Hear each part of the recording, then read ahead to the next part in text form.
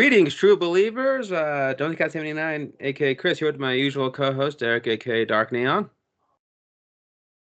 Fucking Fox. and we're back to doing one of these again. I'm pretty sure a lot of you are probably surprised that you're seeing this, and I'm sure there's a small third of you probably thinking, "What? Where's the rest of that tangled web? You still have to untangle and post That's coming too." But we're going back to this extrospective that we thought we closed. Let me see the thing. Almost over 2 years ago. Jesus Christ. Did it really take that long between this movie and New Mutants? Did anybody even see New Mutants? Because I know we did.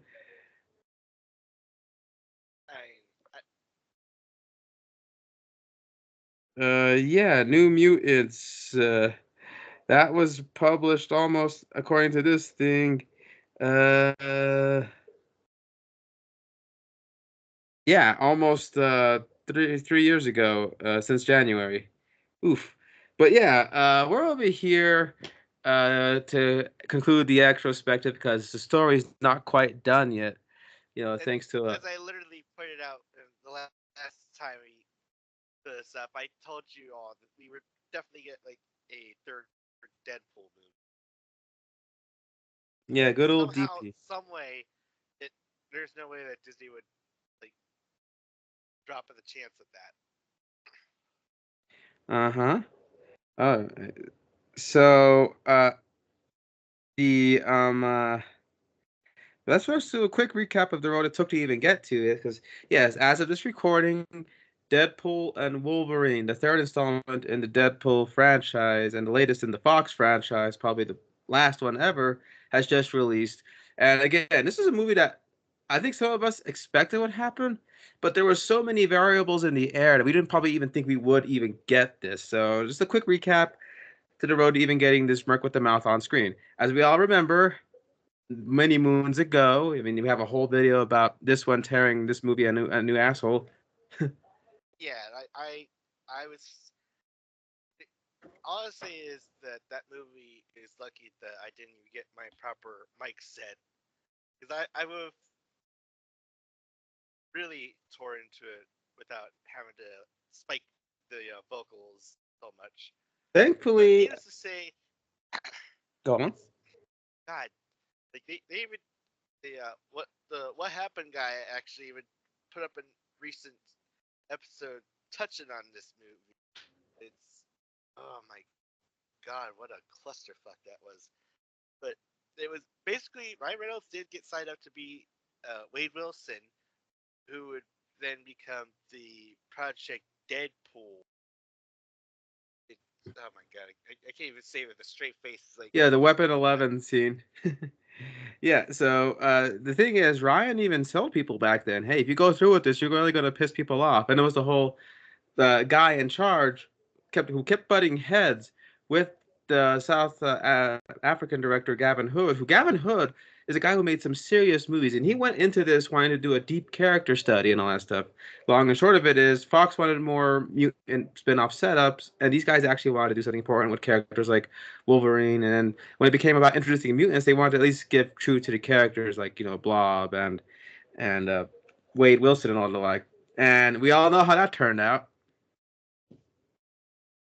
and then looking back at it, the end result is it's okay, but it's definitely doesn't match the quality to the previous exit. Hell, even fucking the third movie had a little bit more of a consistent uh, feel and setup to it.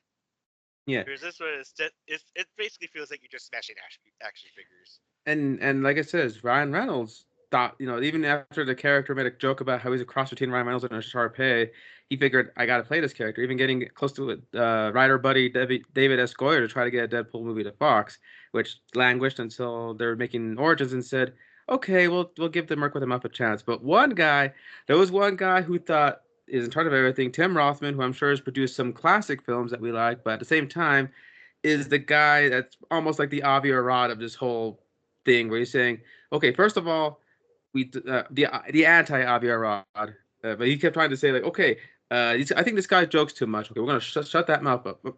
And that red costume looked a little too, weird. To go ahead and, get rid of the costume. And, well, we can wear red, but he won't have the full mask and everything like that. No, and what? He would override every decision, and the poor effects makers even were like, "This is Deadpool." Apparently, they're saying that while showing off their head cast, and they're like thinking, hey, "We're just the messengers. We're just given the job here. Don't crucify us for decisions up top about why." This guy turned out the way he did. And even Hugh tried to put lipstick on it by saying, they're doing a lot of things with the character. I can't say much, but trust me, it's really excited. Some people might like it, get what he did. Others are going to be upset, understandably. But trust me, you can't wait until you see what we got. And goodness gracious me. He was being too kind, let's just say. Yeah, I think there's some merit to that thing being handled the way it was and why they were setting it up. But since Origins ended up face planting so hard. To be fair, I can kind of understand it because the fact that Deadpool, when he started out, when Deadpool started out in the comics, he wasn't at the Deadpool that we all know. The guy breaks the fourth wall, makes like dated pop culture reference jokes. Like he was kind of just played straight face, really, and it was kind of a little bit pedantic and boring. So if that's the Deadpool that they were trying to go for, fine. But this was at a time when like Deadpool's actual comics that people know and love had actually been gone through in full swing. That'd be like saying we're gonna make him faster, leaner. We're not gonna do it the old way. He's not gonna have no suit. It's gonna be an entirely new creation that's faster. Wait, why does it sound so familiar? Like a certain egg-laying lizard. Oh, I think I'm starting to understand as a longtime G98 defender, I'm kind of seeing what people are saying. Like, uh, Baraka Pool is the Godzilla '98 of Deadpool adaptations. That I think that's not too much of an exaggeration. Nope. Yeah. So, but thanks to that major colossal fuck up, uh, the uh, the project was languished for a while. But that didn't stop Ryan Reynolds from still trying to get this thing off the ground. I mean, we got basically a pseudo Deadpool. But this is before Origins, but we got that pseudo Deadpool and the Hannibal King character in Blade Trinity, which yeah, Vijay, why are you bringing up him working with Wesley Snipes all those years ago? Well, no reason. But point is, you see that this guy was trying so hard, and obviously, when the Deadpool thing didn't work out, he made the best decision for the rest of his life, being picking up a script called Green Lantern. And everything went okay. The end. Yeah. No, again, that was another miss for the poor guy, and that Well, one. it wasn't a total misfire. I mean, he did meet Blake Lively on there. No, so yeah, so again, there's some good. Again, I don't know we're bringing up all these names, but the thing is, this is a guy who you can't criticize his work ethic. He pushed hard and campaigned for a character fans knew, and you could call it a little sense of self grandeur of saying I was born to play this role, but he manifested it, and that came to pass when we first got that little leaked test footage. We brought the story up in our other I thing, but wonder who leaked it. and I know Ryan says he doesn't know. And Cat, Oh, please! It's like pretty much all but confirmed now, especially since like going Rob through. Liefeld.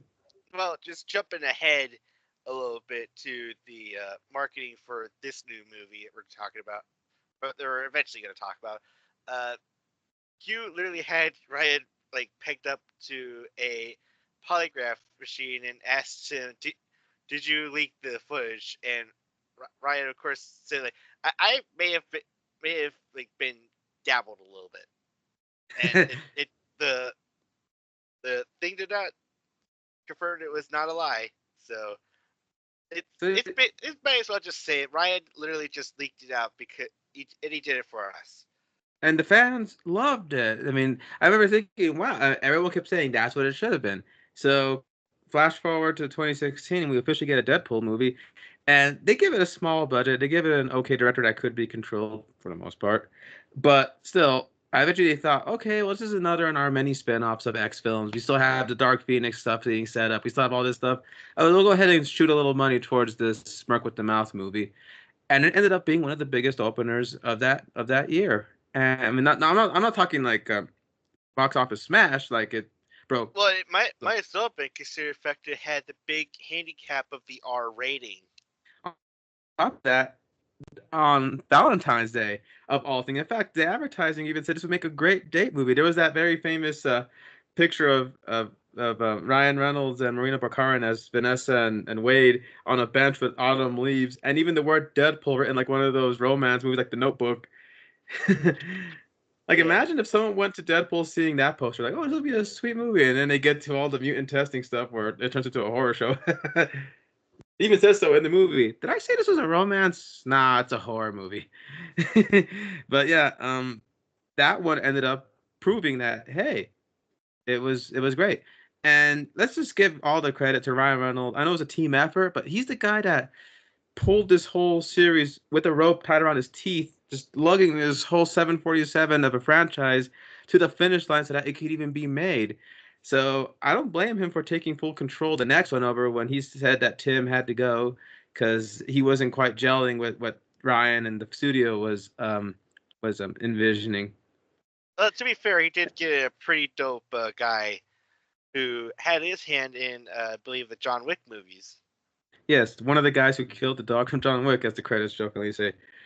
And that one I did like. I did like DP2. It had a little more mutant action. It added I fan favorite Cable. I feel like Deadpool 2 is like the most Deadpool movie, considering the fact that it also brought in characters from his neck of the woods. Like with the first one, they had to have like an X-Men or two involved, just to kind of wink and remind the audiences, hey, this is a mutant universe. It's the same universe that the X-Men are involved, even though you're not getting the main X-Men people.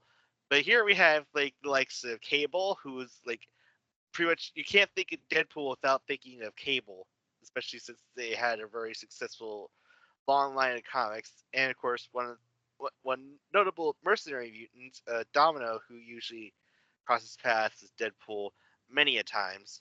Mm-hmm.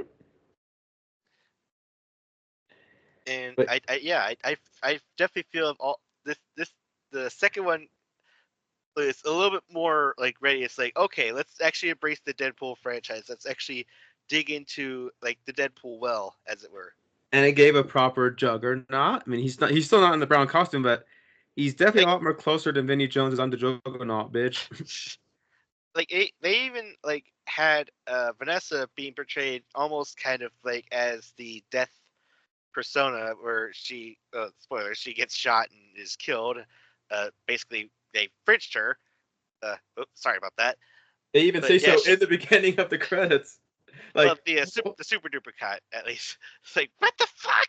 Why did but you do that? wasn't that not in the theatrical cut as well?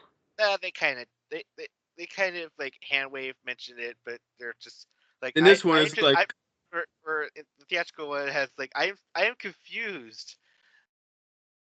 whereas the other one's like, you dicks, you actually killed her, basically. Yeah, but yeah, she got to play the role of the hard impossible to reach death figure, as it were. That Yeah. Deadpool is trying. He keeps trying to kill himself just so he can reach to her, which is kind of essentially what the Deadpool and death romance of the comics And are. it's so funny because Thanos is the poor third wheel trying to get in on Lady Death, but he's more attracted to Wade with all that he's done. I guess he likes his personality because Thanos is like, listen, you're Death. I'm trying to build monuments to you with pillars of bodies and everything. And she's And like, meanwhile, Death is just in the background listening to no scrubs with your earbuds on. and she's just looking at she's looking at Wade with those puppy girl eyes. If she has a face, because sometimes she won't have a face, she'll just be a skeleton. But other times, you know, I like the one the design they gave. They gave her kind of like a sugar skull makeover in the Deadpool video game. hmm But yeah, the point is though, it's so funny that Death and Deadpool were like that in in the comics, and the movie kind of did that with the Vanessa thing.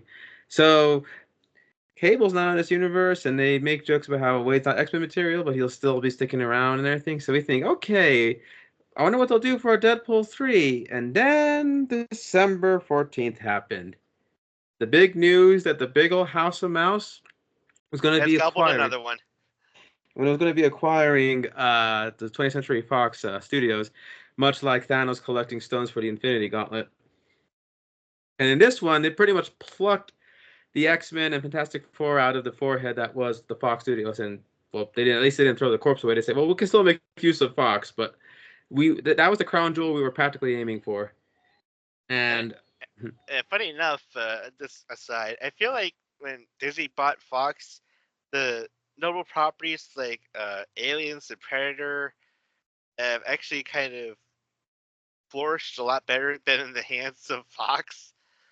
Because let's not kid ourselves. Fox didn't know what the fuck they were doing with those two properties. They were like, what are we supposed to do? the Predator being the biggest example. I mean, not to go into a Predator rant, because I actually defend that movie, but at the same time, one of their alternate scenes involved the precious cargo. Spoiler alert for a movie you guys probably don't care about anyway. That the precious cargo they've been trying to hunt, but was revealed to be a Predator suit of armor that was supposed to help them kill predators, was originally either going to be a cryo-frozen Ripley, or even more weirder, a cryo-frozen adult Newt. Like, wrap your head around that. I had no clue. But Especially point since the fact that they had nothing to do with the Predators, even. But yes, point is though, you're right. Fox. I mean, I'm pretty sure. Some people were like, "Oh no, a great titan has fallen prey to another amoeba." Others are going, It hip should hip have hooray. happened a long time ago. Let's Well, not kid ourselves. especially if you're a fan of Fox Television and have a void of graveyards of all the properties they've canned too early. Yeah. Thankfully, in this modern day of streaming, shows that were once dead can now be picked up.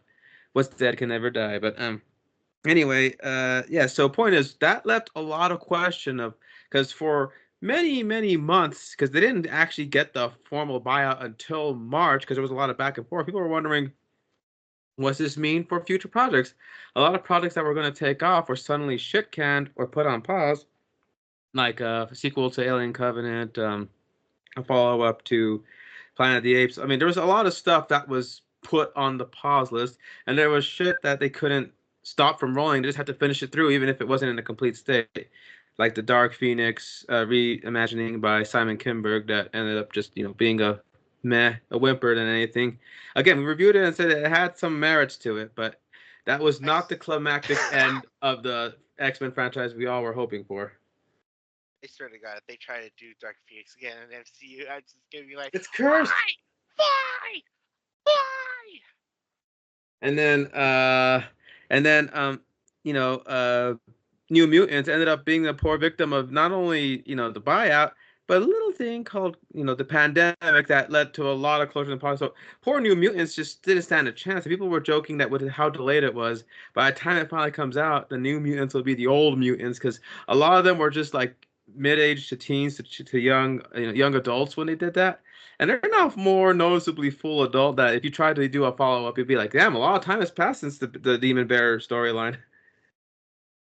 But it did give us Anna Taylor Joy as Magic, the Colossus's sister. So that And was she would go on to be a princess of the Mushroom Kingdom and the younger version of Charlie Theron. yes. So that led to the big question: what about DP? Well, even old Reynolds himself was scratching his head on what would be a worthy follow-up, because there were a lot of talks of, will he appear in Disney? Will he be in the MCU? Will they neuter him and make him PG-13, or will they keep the hard R? But there was all these questions, and Kevin kept saying, "We're having discussions about this," and So so yeah, Ryan did also have kind of like the big uh worry stance that it, if they were to bring Deadpool proper into the MCU, then the question is, what kind of story would it involve? And as one would remember in one of his announcement update videos, he flat out admitted that he pretty much had nothing. He just, and it's just trying to make a sequel to something just because you need a sequel to something is always kind of like a big bear to cross. the double-edged sword, because sometimes it could actually work out. You say, "Hey, that actually keeps us going." Other times you'd be saying, "Well, why did you do this?" I think you would probably point to the myriad of Alien sequels for that. However, as fortune would turn out, one phone call from one Hugh Jackman would actually change all that. Where he's curious to know. He was kind of. I think he was aware that Ryan was kind of working, probably setting up for Deadpool 3. They mentioned that, look, if it's alright with you, could I appear in it as Wolverine, maybe?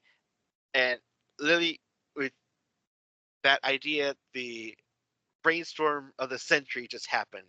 On top of that, he did say, we all remember, people say, why would he want to come back? Because he did have a great send off in Logan where he did the self sacrifice and everything. And people kept saying, he did say, even though he did hang up the claws, that he would be open to returning if it was in an Avengers movie or they give him a call, stuff like that.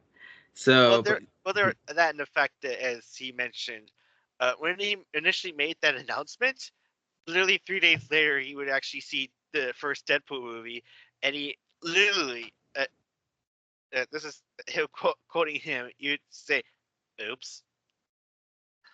I think I might have just made a Because mistake. the Yeah.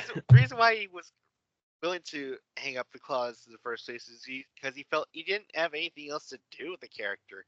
I mean, like we seen him like be the outcast to rise up to like face his own past, to rise up to be an actual leader for the team. Then we saw his like origins badly, and then we saw him being this bridging gap between the past and the future, where like the balance of all things would hinge. She got to see him do Weapon X proper, and pretty much at that point, it's like, well, what else is there else to do with the character other than to actually just fucking kill him off? Hmm. And we need not tell you how massive that was. Hell, Deadpool 2 makes a joke out of it in the opening. Fuck Wolverine. First, he rides my First, he coattails with tries the. to ride my coattails to get the R rating, and then the bastard decides to have the balls to kill himself.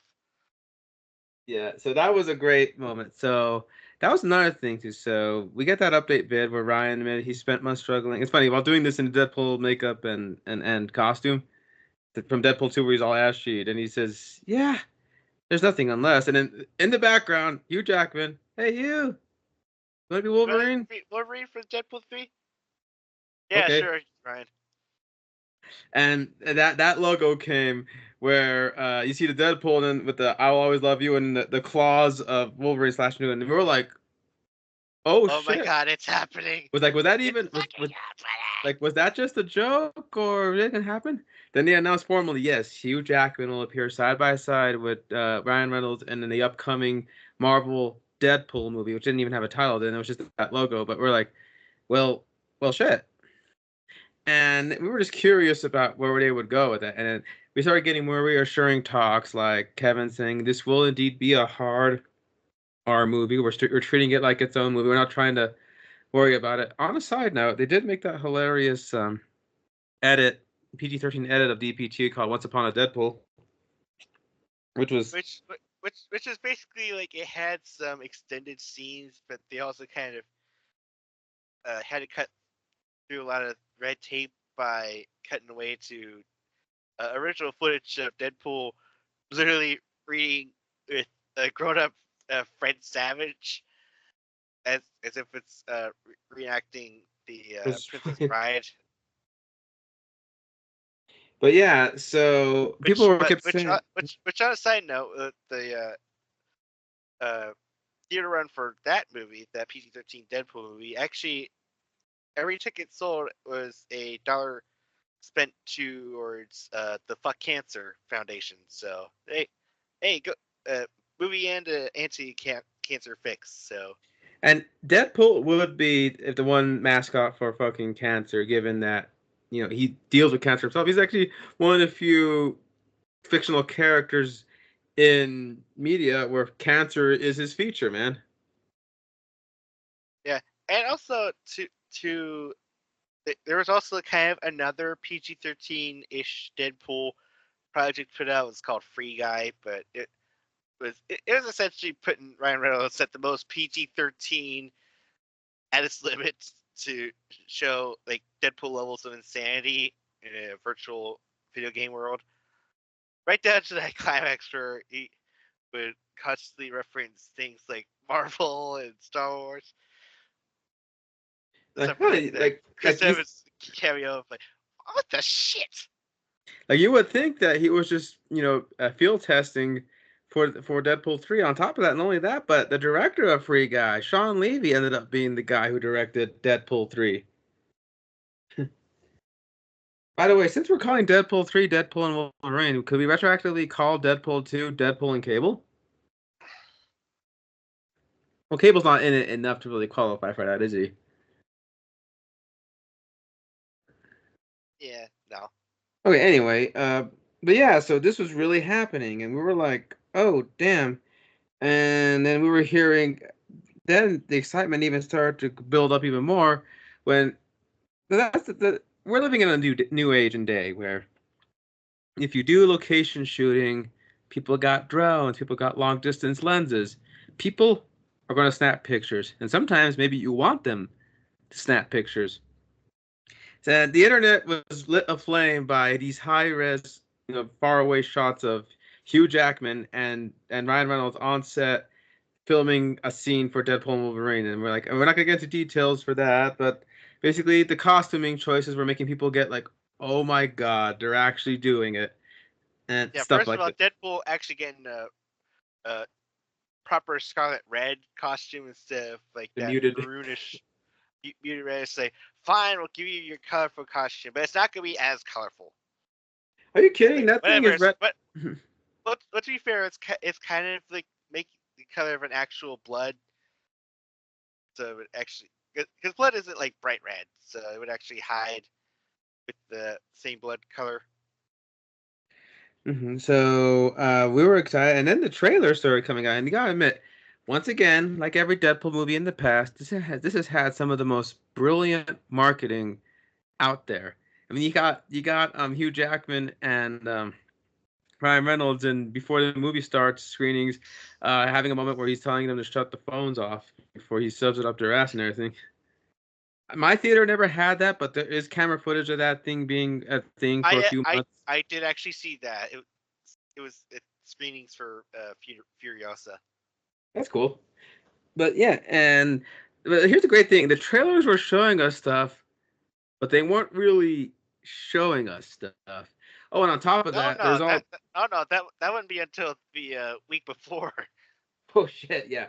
But the point is though, these guys have been good at drip feeding enough and maybe even putting out some false leads out there because we now live in an age of spoilers and an age of, people trying to get the inside scoop, people who knows a guy who are not too shy about breaking NDAs, or people who want to make, spin bullshit out of whole cloth from the air and say this is going to happen in it. And people didn't know what to believe. The point is though, is that it's crazy that the studios have to be a little more shrewd, a little more craftier, a little more secretive. I mean, there's some things that happen in this production that you see a picture and you're wondering, is that a real picture or was it Photoshop? Or in this day of AI generated stuff, who can we tell? So no one. I'll say this is one of the few movies where I went into it as blind as I could, and I even knowing some stuff in the back of my head, some of the stuff I heard was just BS. So thankfully it didn't come to pass. But it's like, wow, like these guys. Uh, I think some of the Star Wars people might want to go ahead and like consult with these guys about how the hell would you keep secrets, man. I mean, yeah, Star Wars does have its share of secrets too, like when they made the faux secret that Dave Filoni has his concept art of Plo Koon going onto the carrier on Mandalorian season 2 to save Grogu. All before we find out that friggin' Or Mark. literally like just the Mandalorian season 1 itself, completely omitting any mention of the child being like a plot factor in it. Yeah. So yeah, my point is though, the other stuff, the other Marvel stuff, we practically know everything going in because we have a lot of movie sites and fan channels on YouTube and Twitter, social media reporting on every single outdoor shoot, every single costume sighting, and I'm thinking DC is starting to experience that as well with what's been going on lately with the upcoming Superman that Gunn is showing up, which I'm excited for that too, by the way. But Kevin admitted they had to. There was just some things they weren't gonna be able to hide. So when they did the outdoor shoot for a crucial scene, you saw stuff like, and that didn't stop the internet from having fun. But we'll get to that when we get to that. But Uh, let's just put this clear out right now. There are some leaks that 20th Century Studios themselves put out on purpose to throw you guys off. and I say for the most part, very effective. Like there's one that I think it's so ridiculous that I think I could say that yeah, okay, I'm sure you guys wouldn't say they wouldn't be able to put it in the movie, so I'll say this one. This is one that well, I think it might have been one of the fake ones dropped out there. But there's supposedly people said they reported that there was going to be a scene between Famke Jan, God, here I am with her name again. Famke Famke Jean Janssen. Jansen. Famke Jansen's Phoenix in a one-on-one fight with Elizabeth Olsen's Wanda Maximoff during one of the various scenes, and I'm going. In fact, there was so much shit that you were going, this is still a Deadpool Wolverine movie, right? We're not just going to be multiverse hopping and seeing all this stuff just for like a Are, few are we seconds, right? are we Captain America Civil Warring Deadpool movie here? Yeah, so I'll say, yeah, some of them, yeah, were complete and utter nonsense that thankfully didn't even blow up in the movie. But if you're going into this movie with all that stuff in your head and anticipating that, then I wouldn't be surprised if you did walk out mildly disappointed. But me, I kept my expectations in check. I try to read as little as possible, avoid as many headlines, so not for lack of trying. The algorithm will every now and then say, bleep character appears in this, and I'm like, fuck me. But it's like, yeah, Derek had that happen with him. For the sake of you, I mean, if you're watching this, you probably already all saw it already. But the Nice Guy trailer had a big character reveal that I'm sure Derek didn't watch the spot, but it didn't stop IGN from putting a headline saying, we discussed the return of this character. And you're like, fuck. But yeah, so the Deadpool Wolverine is pretty much the movie that it clearly feels like a proper third conclusion to the Deadpool trilogy, while also surprisingly being another angle to take a somber look at the character of Wolverine. Yeah. We thought we saw it with Logan, but this one took the cake on that one. Yeah, I know the Logan and Logan had hit rock bottom. This Wolverine went almost at the core of the earth, man, with how bottom he hit. Yeah, and to not to put a big cap on it, but it's funny to see the TVA in this after watching Loki and seeing it get like a quote unquote Hollywood upgrade. It's like, oh, you're redecorated. I don't like it. Well, yeah, but this is one branch of the TVA. But you gotta admit, yeah, and thankfully, this is a movie that doesn't require a lot of homework. If you're someone who's seen every bit, you're gonna see a lot of little things that make you go ooh. But if you're someone who said, I can't even afford Disney Plus, I haven't even seen Loki or anything, they give you enough of a rundown for you to understand it. Although, what I would give for Tara Strong's Miss Minutes to pop up and explain the way the TVA before he starts trying to fiddle with her. Like, am I seeing you? Are you really here? Are you some type of, hey, hands off the merchandise, Hutcha. Oh my god, I'm talking to a cartoon character. Although, now I kind of wish that was a thing, but plus it'd be funny to hear. Even though she's been reprogrammed, suppose for season 2, even though she's been probably reset to default where she's not psychotic, it'd be funny if she if he was gonna do something and she says to hear Tara Strong say, "Don't you fucking dare." Like just to hear her swear, some people say, "Oh, and he says, "Oh, Twilight Sparkle said an oopsie," which he would probably be enough to know that joke, but because he called Yukio Pinkie Pie in DP2. But But anyways, to quickly go over it before we talk spoilers. Yes, they definitely brought in the blood and gore in this one. They did oh not yeah, skip out. If you were worried that oh no they're gonna Disneyfy it somehow, no, Disney is like, hey, if this thing gets us money, fine, blood and buckets and swear all you want. Without going into detail, a cadaver gets used no, as a weapon. just no cocaine. Yeah, That was Vikings' one rule. It's like, nope, they even make a joke about it in the don't movie. do any drugs. I mean, it Yeah, doesn't because stop them from mentioning the drugs, but they just you won't see a Deadpool 2 moment where he's literally stuffs shoving a the. brick of cocaine into his mask and pops it like a soccer popper. But yeah, and I'll say right now, yeah, you're right. But they didn't make it just like oh like the boys. Look how shocking and gory and irreverent we are with how much we say fuck and all. This movie, I heard people calling it emotional from their screenings, and there are emotional beats. You're surprised by that too, like Are because the you really heart. that surprised given the two previous Deadpool movies? I mean, Yeah,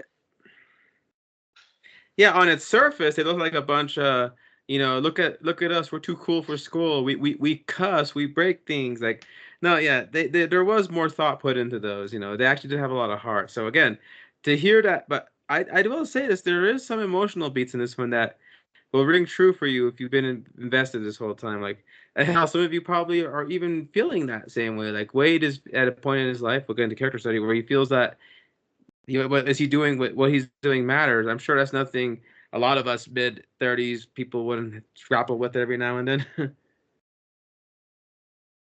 but and yeah, and knowing that he's gonna get the big chance to join the MCU or the sacred timeline, as they kind of word it, is like a huge moment for him. It's like, all right, I'm gonna get right back into the swing of things.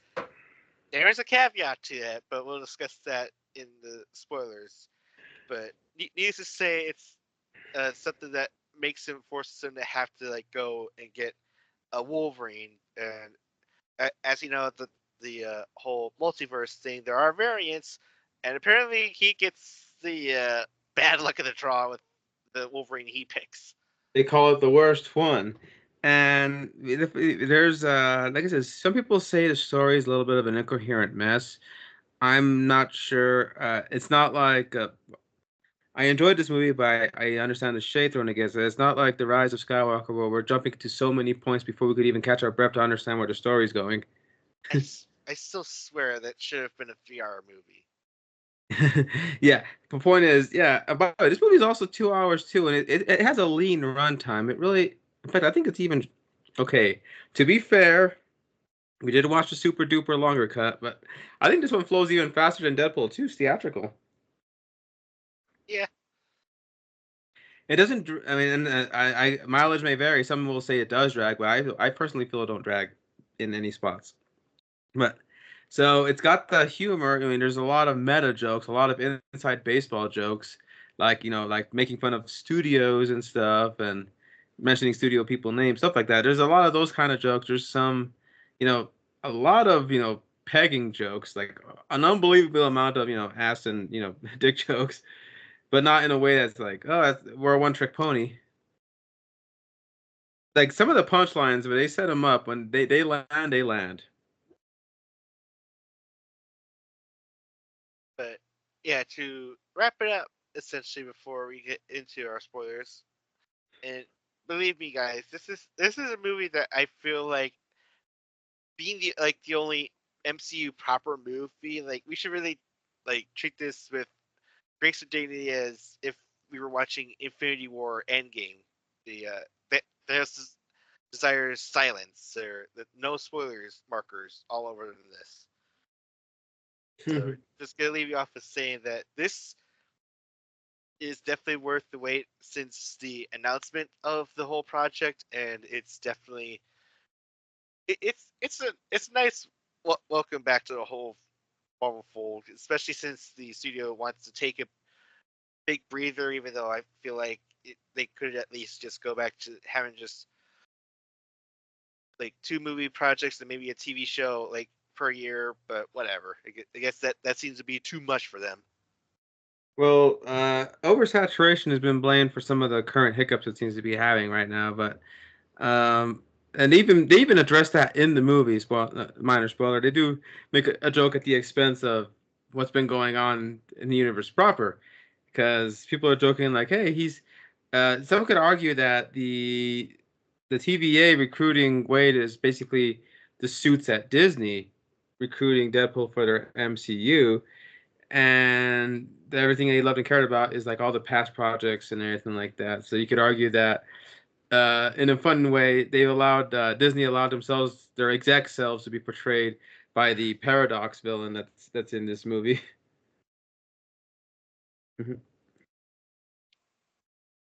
But But yeah, yeah, it's definitely like a fun return back to how we kind of missed all these Marvel projects, because it definitely just felt like like, for God's sakes, I went to the point that I actually went to see Madam Web. I was that fucking desperate to have some like narrative like property to sit down and watch. because even the show slowed down for a bit too after the Marvels, didn't it?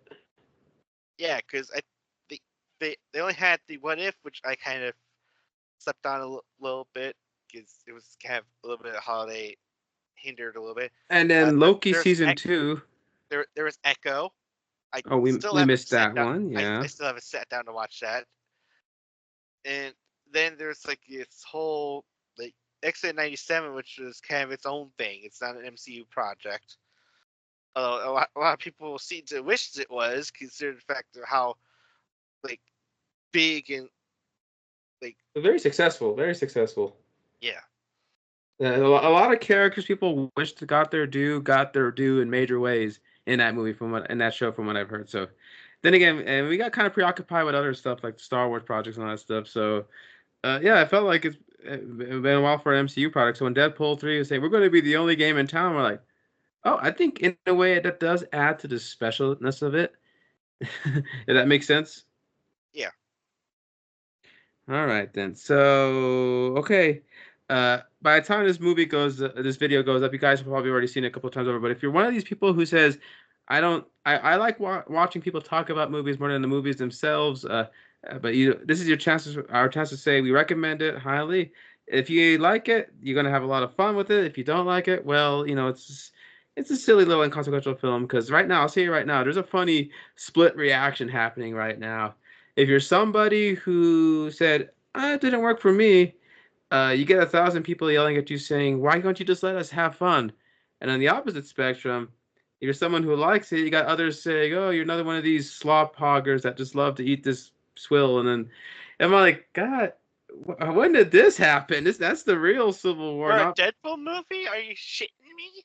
It's really happening. I saw the discourse on social I media. God, I said it. I said to myself, you're, they'll do it. They'll fucking do it for even a fucking Deadpool movie. Like, just watch Ryan Reynolds. He's gonna try to like have a video put up and show like showing all of these like troll chirps, like how they look. Yeah, because the thing is, yeah, they're saying, it's some saying it's the professional people that are like, well, we expected better from a Marvel movie, and like, there's some guys I trust who are very, film oriented, and they admit they were baffled by decisions, and I would say, cool, bro. But you have people coming out of nowhere to them saying, you just don't want people to have fun, huh? Why can't you let us have fun? Or you gotta turn your brain out. Like they're making the fans of this movie look stupid by saying stuff like that. At the same time, you have people who are fans that are saying, "Oh, this thing opened to $200 million. Another proof that these people will eat anything." In one weekend. That's a big deal. Okay, so I think I kind of skipped ahead to the impact, but going back to it, point is though, see it, enjoy it if you like it, and move on if you don't. It's as simple as that. But trust me, if you're anybody who's grown up with this character, he is the most Deadpool as he has been even since Deadpool 2. You really get a feel for him being that character, and other characters got their due in this movie. It is a lot of surprises, and it's best going into it as blind as possible. Now, All right. that being So said, this is your final warning. So now we get to talk about the spoilers.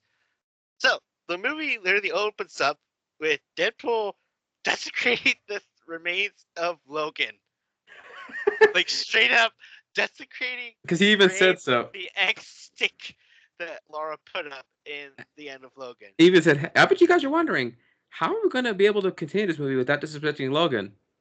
The Well, answer is we're not. we can't. Then he just goes and he's banging and he's saying like, come on, wake up. And we think, okay, maybe like he says, they say he's dead. I'm telling you, that's not how regenerative healing factors work. Even though the movie kind of gave an explanation of how, like, this he's been going through a slow poisoning since he added adamantium, whereas he managed to live a long life like without it. So Oops. not only that, but also added to the fact that it probably might still be having lingering poison from the events of the Wolverine that kind of like opened the wounds for him, and then also there's this uh, genome like they're putting out in food or drinks to kind of control the mutant gene. So There's a lot of factors leading to him. Just he was in bad shape by the end. I'm sure even without being chest fucked by a tree, as Deadpool put it, it would have been not a good end for him. I mean, the guy was planning to blow his own brains out with an adamantium bullet, so that's how bad it was. and But just to really put salt to the wound for Deadpool, when he did all he finds is just literally an adamantium skeleton. our audience was dying. So my friend Jay is one of the biggest fans of the Logan movie. That's why we brought him in for our review series. I actually wanted to bring him here for tonight, but he had obligations. But Jay, you're still cool. But I think he was laughing the hardest in the audience when he was talking to the desiccated skeleton of Wolverine. Yeah, and then the so you kind of remember the Deadpool movies always have these opening credits where they're kind of Making like fun. making fun, chiding. They don't do that, but they do kind of give a uh, what's the term? A it's it's a prize for, not in the first place, but it's like a replacement prize.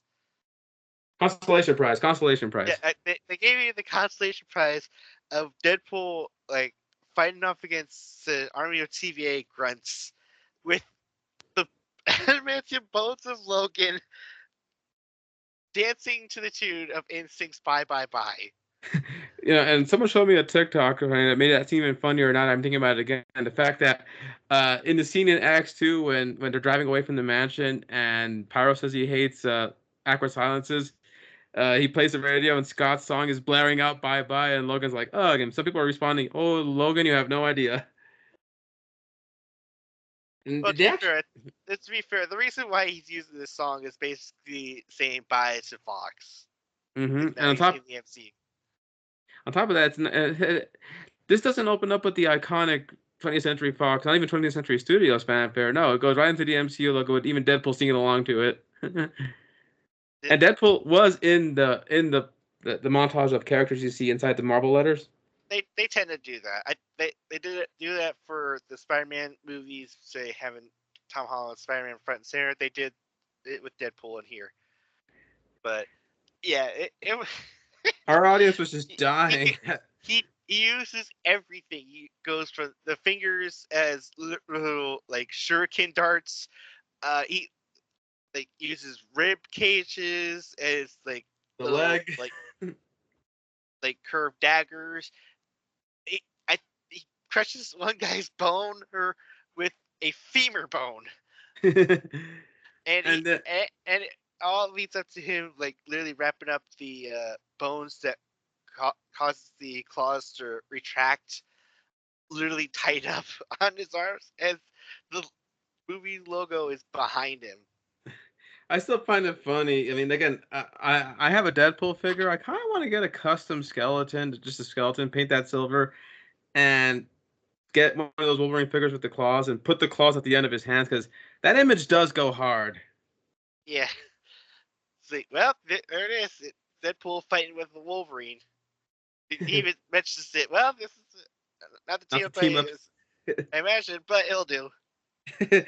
And then he goes into this backstory of what happened. Yeah, Basically, last we saw him, he's using his time slayer. He saved his Vanessa. girlfriend Vanessa, which is like it sticks. So she's alive in this movie. Thank God.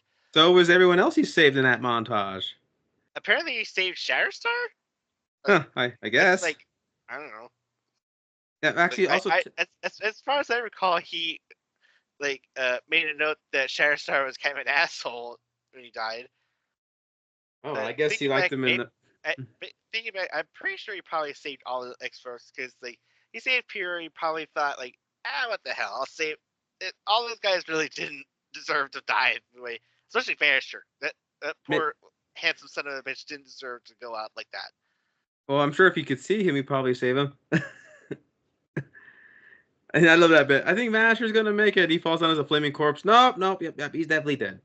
But yeah. So So he manages to save all his X-Forces, his Vanessa, and apparently he decided to use a Time Slayer to jump to the Sacred Timeline to interview to be a part of the Avengers, and they decline. Okay, well technically it's Jon Favreau declining him, but it's I was kind of hoping to see the big guy. Yeah, he doesn't do these things anymore. Cameos? No, interviews. Oh, that line got a laugh out of me too. Oh, but he's plotting something, all right. I don't know. Some people might say it might be spelling doom for this franchise already. We'll see. We'll see what happens. But yeah, him being rejected by the Avengers apparently sent him to a spiral where he's suppressed and is now a car salesman. Wearing a toupee. The toupee fucking kills me. And we see him. He gets a surprise birthday, and we see all his friends. You see Dolpinder. We see Shatterstar, Peter. You see Yukio and Negasonic. You even saw Colossus back there. Where's Cable? I don't know. He's kind of pissing around, I guess. And Weasel, well, in real life, we don't talk about that guy. He's persona non grata. Pierce a new Weasel. Yeah. So and we even see Vanessa there. And she's kind of calling him buddy and all that. It's like, oh, yeah, basically they're broken up. Oh, wow. Okay, so going back in time to save her didn't settle things, did it? Well, because I think so much for the kid being named Cher. Because if I remember, they give a more detailed reason when you try to remember why things went sour. I think it was more a Wade problem than anything, as it always is. Wade always. Oh, it's always Wade. Yeah, Wade is. But yeah, he gives a nice speech and says that everyone in that party basically is the only reason he keeps himself going despite hanging up the suit and all. And then he gets a knock on the door, and it's the TVA. They pretty much abduct him, and the Paradox guy, the asshole, who's not Owen Wilson. Well, like it says, remember, I think Mobius is going back to living on his normal life. I think Loki felt he deserved that. Oh yeah, I forgot. Yeah. Well, it's not the new actual head, but it's one of the branch guys. Matthew McFadden, being very British. Where he offers Deadpool a chance to actually get to join the Sacred Timeline. And of course, he's ready to jump ship. He's like, fuck yeah. Right down to the fact that they give him a tailor and give him his brand new scarlet red and black suit. And you're probably thinking, okay, so what's the catch? What's the point of him or them wanting him now when they said no all those years ago? Well, yeah, his timeline is gonna be erased. All because Logan killed himself. Yep, we introduced to the concept of an anchor being, and he says whenever an anchor being is removed from a timeline in some zone, the universe slowly decays and eventually, becomes nothing. He says back in the day when the TVA was allowed to do what they did under Kang, they were allowed to go and prune and mercifully trim the timelines without having to go through that slow, painful death of non-existence. But this is under new management, so now it's pretty much the long haul now. Yeah, and I like how even Wade tells him, so how long does this usually take? Well, thousands of years, but we're inventing something to kind of cut the cost. Cut the time and short, the time ripper. The time ripper, and he brought that up because, and I love when Deadpool thinks, oh, because I got removed or died, and they even laugh at him saying, "You're not the no, anchor beam." It's Logan. And they literally show Logan. they show the scene and I like that the people in the TVA watch Logan's timeline like if the way we would watch Logan the movie. They're even like quoting along with it. Yeah, so pretty much it catapults Deadpool to having like, okay, so one Logan died, but it's we got we got him. We're in the business of multiverses nowadays, right? So why don't we just go and find ourselves a new Wolverine? You can't just And replace an anchor beam. oh yeah, well, Deadpool decides to go off, and we have this ongoing montage. So we see numerous Wolverines, like one being played by Daniel Radcliffe, one played by Henry Cavill, one played by, uh, well, I think it was just Hugh Jackman, but they kind of mocapped to being uh, short and Comic stout. Which, accurate. well, there it is. There's your comic accurate one. Yeah, I read that his height was 5'3". I'm 5'6", so even short King Wolverine, his top of his head would be under my nose, I think. But And they that was the jump whole to, point of the character. He's supposed to be short and scrappy.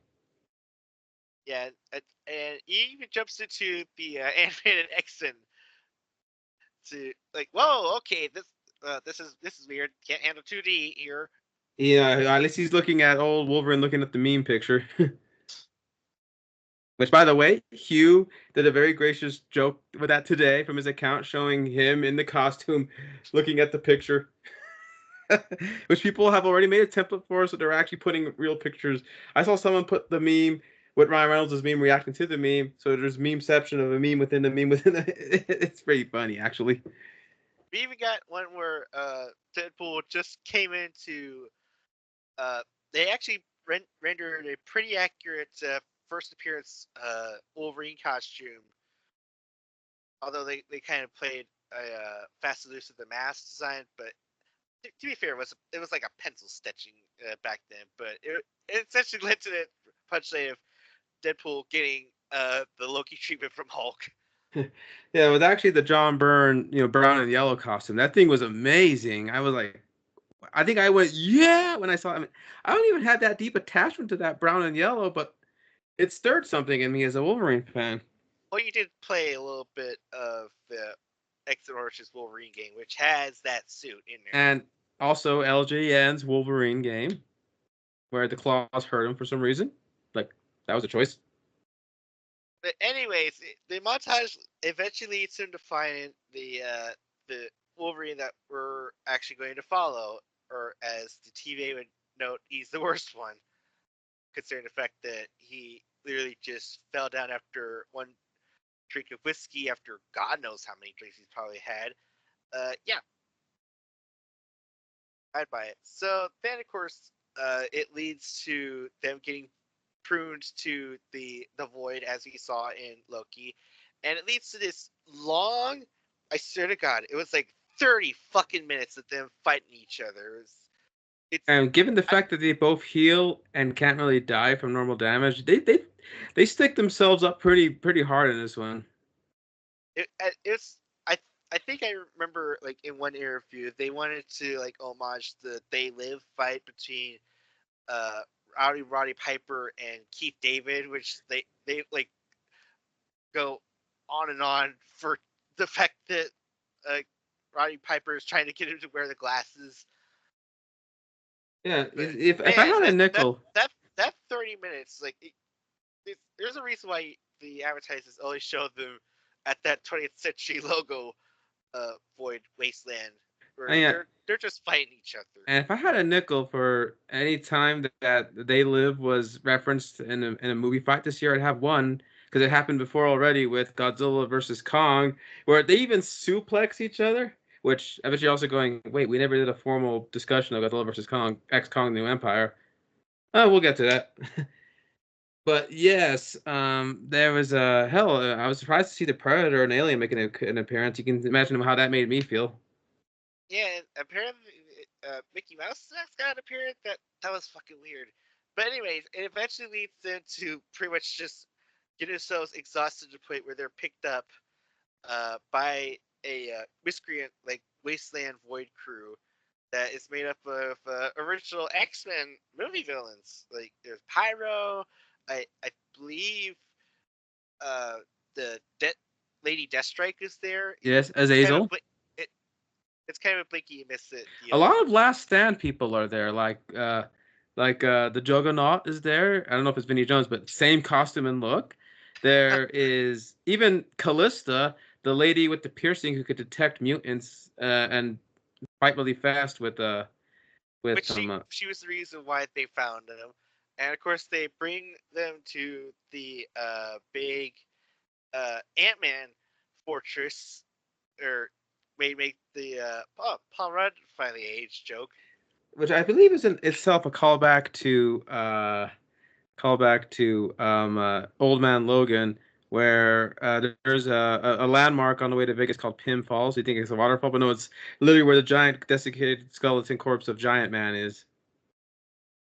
Yeah, but actually, funny enough, they bring him over, and Cassandra Nova is ready to sacrifice the cast of New Mutants to that beast that we see in Loki. Apparently, Alioth. it's still around and it's still fucking hungry. Well, don't forget, they didn't quite kill Alioth and Loki. They just subdued him enough for them to go to the He Who Remains. Oh yeah, that's right. But man, that hurt a little bit. That hurt to watch them go out. They didn't deserve that. Like they already got enough of them kicking, and that's it. Coming out in 2020, for God's Well, sake. this is But, an R-rated movie. Yeah, well, so you expect to see limbs flail and peeling in action like that. well, at least Daniel at least went out with a little bit of a fight before she got taken down. I'm surprised Anya Taylor-Joy had the time to even show up for this, given she was doing Furiosa. I think the dragon almost would have made it, but I'm pretty sure it wouldn't survive by its own. It's probably like dessert pickings for that thing. It's like chasing it off.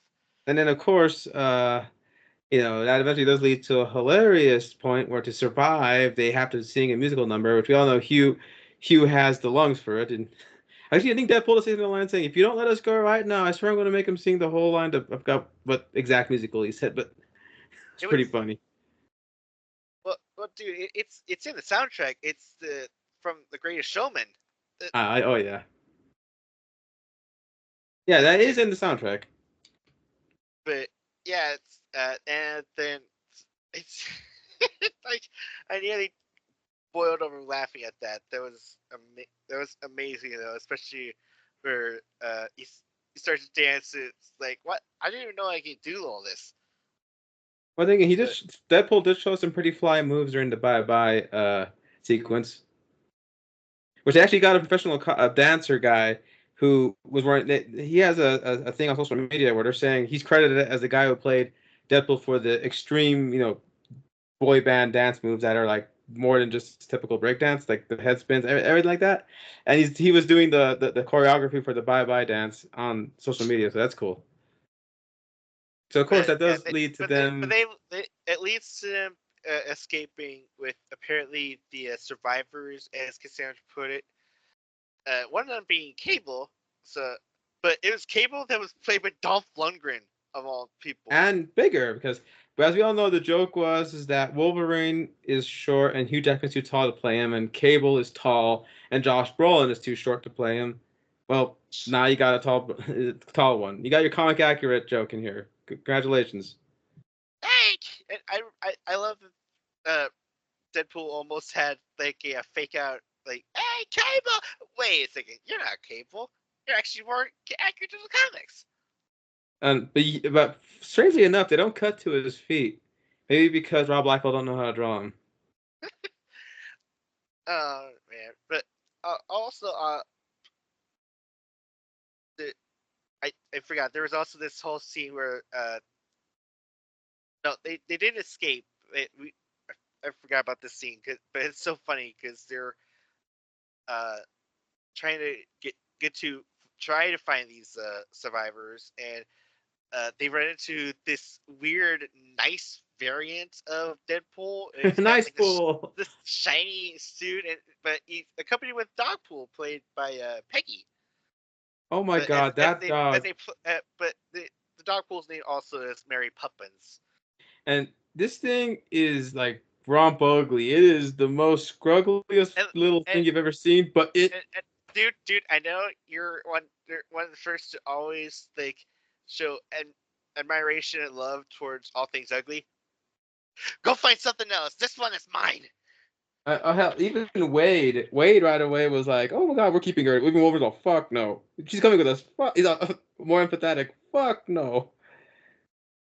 I love that bit with, "Oh my God, we're taking her." Yeah, and he's like, "Yeah, fuck no." But yeah, But yeah, and but the nice guy Deadpool is he's also like handsome looking. It's almost like if like Ryan Reynolds was playing Adonis, oh yeah, essentially. long wavy ass hair, very friendly, almost too friendly. Where you're going like, "Oh, like how did this cinnamon roll of a guy survive out here in such a cold place like the Void?" Apparently he had a fucking odyssey. It's, it's, even Deadpool is adamant to not ride it, but of course they had to get a ride somehow because there's only so much daylight here before the beast decides to get hungry again. on top of that, yeah, like I said, it's a callback to an earlier joke during his car salesman's day where he's comparing the Kia to the Odyssey, and he mentioned that the Odyssey was brought up just because a worse thing was coming back, and Honda It wanted was to made to compete. compete with it. Mhm. Yeah, I It, love it, le- that.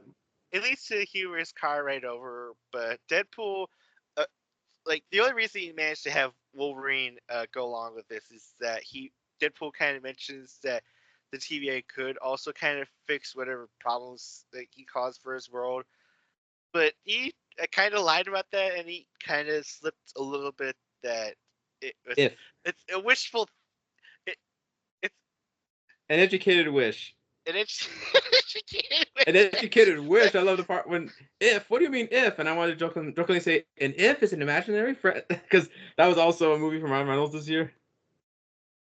Oh my god! But yeah, it leads to another fight between them, an entire fight in the fucking car of all places. And it survived mostly. I'm pretty sure the Kia would have fallen apart after 2 hits. But yeah, they actually get I think they pretty much yeah, that's the point where they get abducted by the survivors and run into the Dolph Lundgren cable, as you mentioned. And there's oh my god, there's so many like I don't even think we have enough time in the world to touch on these. But one of the highlights for me, of course, you could probably imagine, is finally seeing Emma Frost, but not played by January Jones. Although no reason disrespect to the actress. Oh, of course. I didn't even think she was going to be in this movie. Apparently, Sigourney Weaver was going to be Emma Frost. To my surprise, I was a little bit curious until Jonesy brought it up to me. It's like, oh, she was going to originally be before Brian. Oh, okay.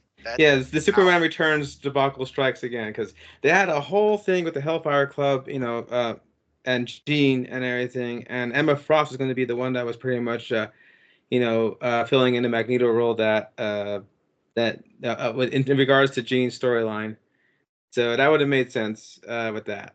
But hey, like I said, someone who was supposed to be a character but never got their shot is finally getting a chance to shine. And who would have thought that we'd see this old fool again?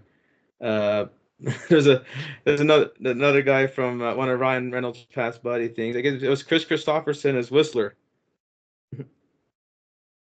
I was a little bit confused on that one too, but hey, he kind of turned me over Well, yeah, until of he course. until he got killed.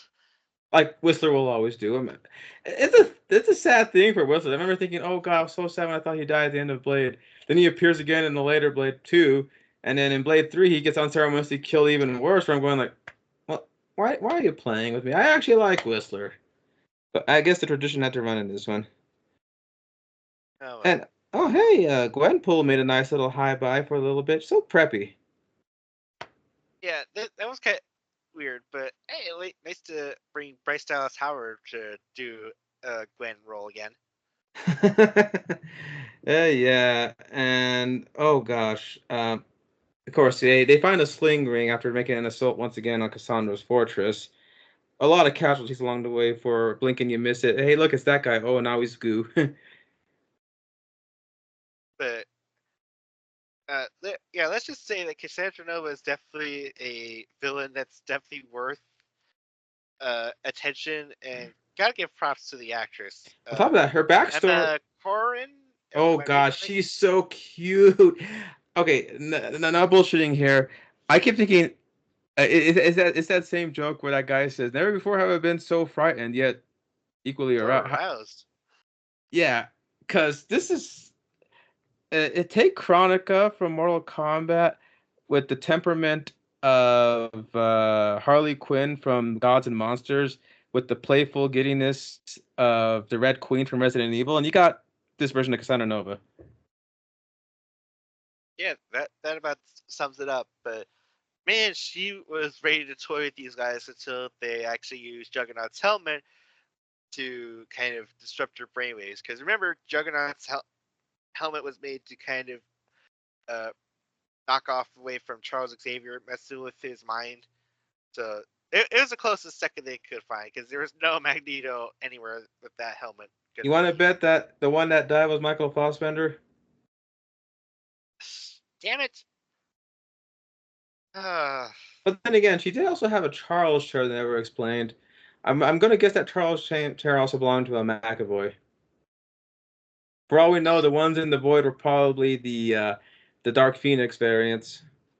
Damn, those poor sons of bitches. Oh well, it's okay. James McAvoy's gonna be in a Speak No Evil, and I don't even know what Michael's doing these days. I kind of feel bad actually. But needless to say, they get her to. They convince her to get a sling ring open, although it was just a play for her to get a way to escape the void as while they're trying to stop the Time Ripper happening. She goes through and she also brings in her Deadpool core, which includes Lady Deadpool played, of course, as everyone expected, Taylor Swift. Yay! There's your like big cameo reveal. But to be fair, I was more impressed that they got Nolan North to do the voice of animated Deadpool. Yeah, they had an actual animated Roger Deadpool. Rabbit style. Yeah, Roger Rabbit style, standing against that whole crowd, and I just had a huge laugh at that. Mhm. And of course, when this with the sling ring, you're able to like bounce through. I mean, I didn't expect America Chavez to show up, and when they punched her through the dimensions, they're not just going to Marvel dimensions; they're going to Fox dimensions. Yeah, they had to go through. They had to fight the alien and the predator, and they even like I think it might have been a slight AI implosion, but I think they just left the scene untouched. But they run through as Charlton Heston yelled out, "You maniacs! You blew it up!" And then, of course, they even gave us a little peek at Romulus somehow. Well, put your ads in your movies, I guess. Synergy. Yeah, Oh, but okay. I mean to be fair, I but don't to be know if we fair, can back. keep this up. I'm sorry. Oh damn it! I was so close. I was so close to saying that the movie ended with an after credits scene of Deadpool going back and forth between She-Hulk with the same area that Mark Ruffalo and Tony Stark were in Iron Man 3. But Uh, unlike talking Mark about, Ruffalo, she was green, wasn't she? is there any better color to show her in? Yeah, where she's all like I mean, saying, is it, and she even says, "Didn't we have, okay. So haven't I we think done it's this time. before?" I think it's time for us to finally pull the carpet on you guys. We've been kind of bullshitting you. Half of the spoilers, just for fun. It was his idea. But to be fair, I was adamant to try to really keep through no spoilers thing because this movie is like really good, especially with the actual cameos and the actual scenes we get in the thing. There's no way that we were gonna like just casually like discuss that part Although without some of without the testing any of you who actually seen the movie to just kind of sit there going like, huh, this movie kind of this one sounds kind of interesting. Listen to bullshit. yeah, on top of that, but some of the spoilers we did say did hint at real ones too. So if you saw the movie, you already know what we're kind of hinting at. That Sigourney Weaver one was very deliberate. There we go. All right, so yeah, that was just a little bit of fun. If you guys asking why would you even go to it? Well, just because we could, that's all. But yeah, but there some of that stuff is true. Wade really is in a midlife crisis about wanting to matter. When he gets up against the villain and she ends up poking into his head to see his darkest secrets, we see a very heartbreaking scene of Vanessa saying how he doesn't think too much of himself to matter. Like he has to be on these adventure world saving events to even matter, to be considered worthy of being somebody worthy of her. It's basically he's the one that says, "Hey, if you think I'm not worthy, just say you don't want to be with me." That's all. I mean, she is just devastated by that. I mean, that was a scene that was hard to watch, to be honest, because you're like, I'm sure a lot of He literally just time slid to save her, for God's sakes. and Now he's just deciding that, like, yeah, it's like I'm not worth it. It's like, just what, dude, you're worth enough that fucking Cable decided to sacrifice going back to see his family after he knows that they were saved of their ill-begotten fate, and he went out of his way to give you back your coin to save you from that bullet you took. mm-hmm. But yeah, I mean, I guess Wade has to go through another lessons to like really think about center his motivations and stuff. Because remember what Happy told him: the Avengers don't need. You don't have to need to join the Avengers. That those that need you will be the ones that need you. 'Cause that's the point of the Avengers. There was an idea to take a group of remarkable people to become the best, inspire them to become the best of themselves, to become more than they ever were, and fight the battles that we never could. And break billions box office while doing it. But yeah, that's basically what Happy was trying to tell Deadpool, was saying, listen, you got heart, you got. I, I did laugh at that bit when he mentioned you were on the team. Oh yeah, the X Force. They all died. Oh, what happened? Oh, gravity was the cause of death. Like I laughed so hard at that bit. You liar! It was like the Wind. wind gusts. But wait, if he saved Peter and Shatterstar, then I guess he shouldn't have the X Force team dead on his resume. Oh, unless he did that after Happy told him, like, if you're on a team that died. And then he had to mock Happy's position of, weren't you like just the chauffeur? But yeah, true. I started off as his limo driver, but I moved up to head of security. Yeah. And now I'm the guy. As far as you're concerned, I'm the guy you got to talk to. But yeah, he goes through an arc while working with this other Wolverine and TVA and feeling he could lose it, because that is his motivation. He keeps telling Wolverine, "Listen, I know shit about saving worlds, but you do." He keeps showing off that photograph that Polaroid he took of the whole group, saying, "Everybody in here is my whole world." And Hell, also to kind of not bullshit you, like the only thing that didn't happen was the Daniel Radcliffe thing. I was honest to God hoping that was gonna be like a little wink and nod, since people were kind of, even the actor himself would suggest he would have been doing Wolverine, but the only actor cameo we get for playing Wolverine is Henry Cavill, which, to be fair, now that I see it, I can't unsee it. That actually looks so cool to look at. even the attitude, you were just leaving, but like, oh my god. Oh, like even Deadpool is like, oh my god, the legends are true. The And cavalry. is it nice to have a fan casting not be torn to shreds by Scarlet Witch in front of you? Mm. You're still not over that, are you? Nope. But yeah. So when he does find Wolverine, the worst one, hell, Wolverine does throw some salt in the wound when he's talking about how much of a clown he is and how he says he couldn't even keep a job together with a stripper. Like, even I went, "Ooh, Wolverine, you had Oh, to." So that that's dude. says the guy who let his entire team, perish because of him not wanting to play ball. Dude, not even that. Like even he had like I don't think she was a stripper in Origins Wolverine, but she was definitely like on the same level as Vanessa. But yeah, he's not that Wolverine for all we know. But yeah, it was like yeah, he that I love how Wade decides to say, okay, that's it. We both can't die, so let's just blow off some steam right here, right now in this Kia, in this Honda. I'm going But to fight you now. I do love how he says, after careful consideration, the Honda fucks hard. He says it like you gotta Yeah. admit, it got beaten up, but it was still movable. You can say the same about the Kia later when they sling blade back to to his universe. Yeah, that thing got pretty much smashed. Hmm. But I guess we should be able to discuss the first. Well, not the first because that was Henry Cavill, but the second big cameo we got, which is return of Johnny Storm. No, not the Michael B. Jordan one, the other one. Hell, when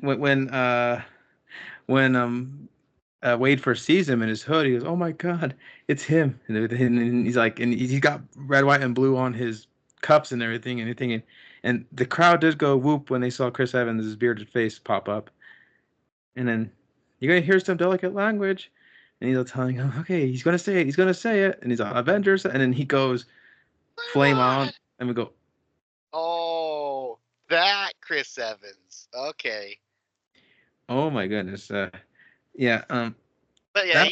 he does get poked by Pyro pretty quick. Which realistically, would that even work for? Well, then again, the Silver Surfer was able to beat Johnny by taking him to the edge of space where there's no oxygen for the fire to coalesce, right?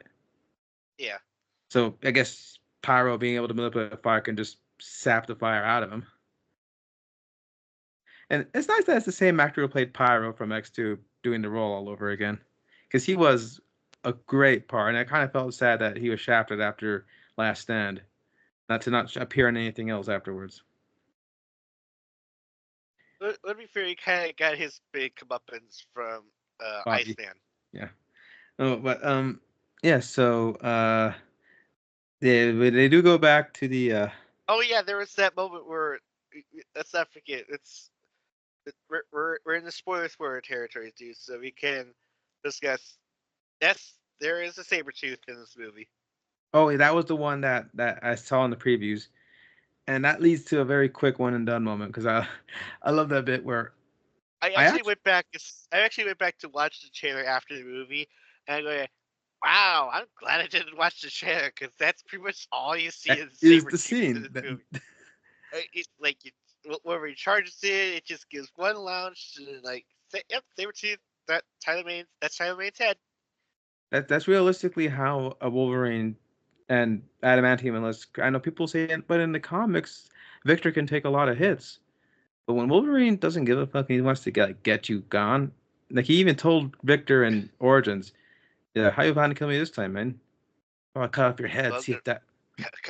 see if that works. Well, apparently, Oh, that's a good callback. No, I just wouldn't it be funny to see that striker in the void just to be in by Alioth? Then again, oh, he's and he's current. still walking. Yeah, he's funny. Actually, that'd be so funny if when Wolverine and Deadpool are driving on in the Odyssey, in the background you do see that striker just walking with broken shoes. GTA. But Nobody can he's find if they put GTI on him. Say, woo, yeah, Gemini. he's currently playing in that Crow remake, so I guess he's too busy. Great actor, works in a lot, but I kind of feel bad for Danny Houston ending up in a lot of these movies where people will go, well, it's to quote that JonTron joke. It's a living. Livy. But yeah, yeah. So the Sabretooth scene, yeah, that one was like, ooh. There's also Toad, Azazel, uh, a Psylocke. I think that's meant to be the Last Stand song. In fact, there's a lot of Last Stand people inside this particular void. Yep. In fact, I'm surprised we didn't get Jamie Maddox, the Multiple Man. Eh. Actually, hmm. But so we probably should mention that he does go through a nice little arc of realizing what does matter to him. I mean, I'm sure it feels like he has to learn this every movie, but you know, his heart in the right place or doing it for his looks like. it worked out well with his arc and this one of feeling like, yeah, he does matter. Like when they go to a climactic moment where it could mean the literal end of him. His last thoughts always think back to, your crazy matches my crazy and all that stuff. You're like, oh, basically it's like that scene from Harry Potter with Snape and the Patronus being a lily. Oh man. Oops, sorry, I didn't mean to remind you of that one. But you mentioned Daniel Radcliffe a little while ago, so uh, No, no, it's just thinking of Alan Rickman. oh yeah, but the uh, the worst one, as they call him, the Wolverine. It's funny how he starts off as just It, a it's funny pissant drunk. that Paradox actually mentioned that, if you had actually come back with any other Wolverine, it might have actually worked. But this one, you had to go and take the prize to the worst one in the entire multiverse. That he let down his entire race, the entire world. Like, damn. Because even in the bar, we thought they hated mutants before, but these guys, it's not that they hate mutants, it's that they have a problem with this particular guy. They're telling him, like, hey, you're not welcome here. You're not welcome anywhere, man. Just let me have just one more drink. I do wonder what his plan was when Wade gave his smile away from the Flash bubble gun to his head. It's like, was he really just gonna tell us, like, all right, yeah, so go ahead and take your shot? But I think he drunk enough to knock his ass out. And here's the big thing about this Wolverine: he wears a little set of pajamas underneath his coat and everything. Even Deadpool's a little Ooh, hyped to I see. said jammies. It only took 20 fucking years. There's a really sad character reason for why he wears that, though. Yeah, But but no, who cares? He's actually in the comic actor costume now. We'll dump the sleeves later, but it's still yellow and blue. It's in yellow and blue finally. I believe it takes cues from the Astonishing X-Men run of the outfit, which it integrates parts of the yellow and blue with a little bit of the down the middle lineness of the brown and yellow. And yeah, Hugh rocks it. I'm already gonna get the figure that has that look on it. But here's the thing But about him. He oh has my no. god, the dude has quite a mouth. Like, it, I have to wonder what the other Wolverines in the other movies were like. I mean, to be fair, like the first class, he had a pretty good go fuck yourself line, but like to I wonder what his brain my wave was like thinking to convince himself to PG-13 his dialogue. Well, don't forget, there's that line in The Wolverine where there's two cuts. In the regular theatrical cut, he says, "You better watch out before I throw you out that frickin' window." And of course, if you watch the unrated cut, he's full blown f bomb in that part when you start talking, or else you're going out that window. And of course, Yep. in Logan, he got to throw all the f's he wanted to right there. For some reason, the funniest f bomb moment was not meant to be funny. It was right after Charles's funeral when he's just beating the crap out of the truck and just yelling f at the top of his lungs. Yeah. But yeah. So with this one, like I said, this has a record for having like a lot of f bombs in a Marvel movie, and I think a good chunk of them come from this Wolverine. Like even when he's telling him like you have a tragic backstory you want to get into, or wait for a traumatic third act flashback. Go fuck yourself. Hmm. Oh, Uh, he's desperate to try to find a drink that he'll literally drink rubbing alcohol. ooh, yeah. Even Deadpool's like, I wouldn't do that. No, okay. She's like, what are you gonna do what are you gonna do if they can fix the whole thing? You're going to have another cocktail, a rubbing alcohol cocktail. You're gonna have someone to go back to. Of course, Wolverine takes umbrage to that. So he's mostly kept locked up, and even when he meets the other survivors who want to stand up against Cassandra to try to make it to the thing, he keeps thinking they're all a bunch of crazy guys. It does lead to my favorite Deadpool punchline where he's all, "Dude, read the room." Like that one just made me laugh like uncontrollably when I heard him say that line.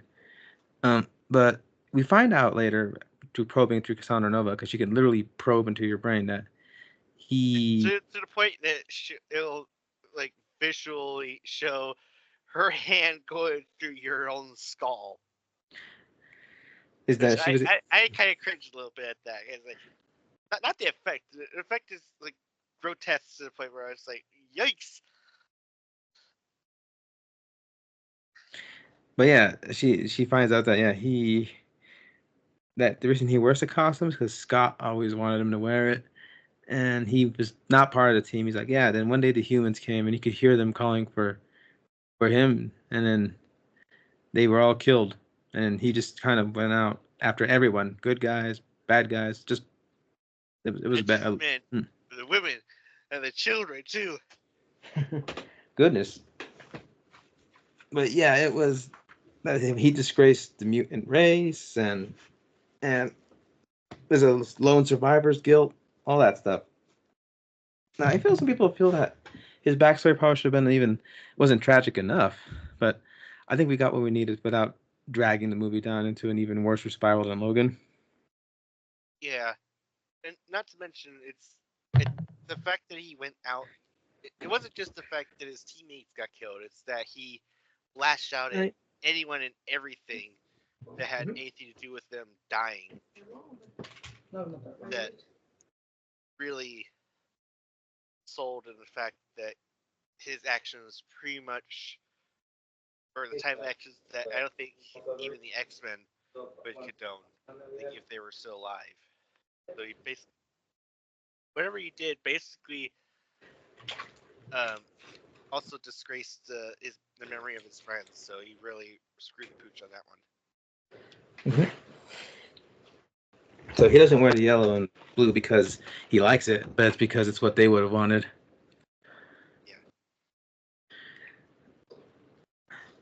But he does go through an arc too, where after we could probably get into the well, I know we're skipping around, but we should probably skip to the familiar faces he runs into because this is really integral to Logan's arc. Is that he does get picked up by X-23, Laura Kinney, played by Daphne Keane. That was the one I saw spoiled in a trailer title saying Daphne Keane appears in new Deadpool Wolverine emotional final trailer. I went, cool, but fuck, I wish I didn't know that going in. But to be fair, Stanley just said she was in the movie, not how much of an important role she was going to have. Because probably it would have been just as long an appearance as Sabretooth had. It could have been just like during the montage of looking for Wolverines, he runs into a little herd that punches him out of the portal. Yeah. But no, yeah. Not only her, but the survivors also include Jennifer Garner's Elektra and Wesley Snipes' Blade, and no one, I swear to God, no one could have actually pegged this guy to show up. Channing Tatum as a comic accurate Gambit. Cajun accent and everything. Oh my God. That Deadpool jokes like, okay, what's your dialect coach? The Minions?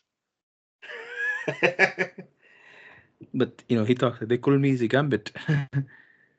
Like, but yeah, and like I said, the Blade one took a lot of us off guard. So we started cheering when we saw it. And it was indeed, and it does lead to a funny joke when he's all saying, hey, I thought, weren't you like retired?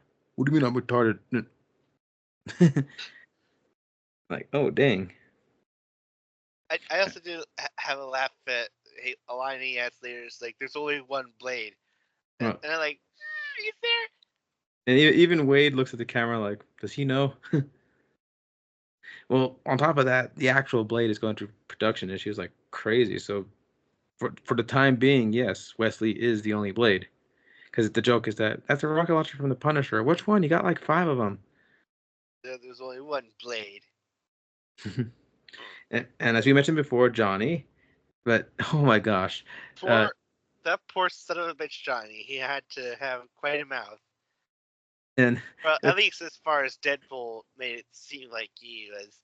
And then he literally got his skin ripped off by Cassandra Nova just to show how powerful she is. And he just goes down as a pile of goop. MK fatality. And I'm just sitting there going like, you could have done that to the Michael B. Jordan one. Oh. Oh yeah, I know Fat Forsic did piss you off though, so yeah. I I wish to God that there was like a bigger embodiment of that to like squash and kill on screen, because God, that movie irritated the shit out of me. Hmm. But yeah, so but you gotta admit, the setting up of him as Cap and the cameo, you're like, oh crap, it's actually Johnny Storm. That made our audience laugh and go, yeah. And then of course he, and I love it when Johnny said a lot of things about you, how you're maniacal, egomaniacal, thunder, like all this like horrible things. And he's always trying to say, I never said a word of those in my life. And I have to remind myself, oh yeah, Chris Evans in interviews, total, he goes off the handle in Potty funny mouth. ways. Yeah, where you go in like Captain will look at him and go, language. But yeah, they make expenses at Elektra's too. When he says like they lost a lot of good guys, like Daredevil was one of them. He's like, "Oh, I'm so sorry." No? Oh, okay. Yeah, because she got over. Like, oh, I'm over it. Like because Ben Affleck Which played I was that a dig at the character or the actor? her husband. Yeah, like oof. Take your pick. And uh, but Laura is the one that really is instrumental to Wolverine's because this is established to be the Oh very yeah, same. like Deadpool did tell him like how one of them, the anchor one, died. So he died, sacrificed himself to save this little 10-year-old girl. She was like pretty much like you in every way. Mhm. So later, when he actually says thank you, like I know you're not him, but he allowed us to have a future. Like, so there was kind of a happy end for the mutants and X-Men until the TVA showed up. Mhm. But it is her when he says, "Trust me, I'm not your guy. I'm the wrong guy," and she keeps saying, "You You're always always were the the wrong wrong." guy until you weren't. And that's the motivation he needed to do the right thing later.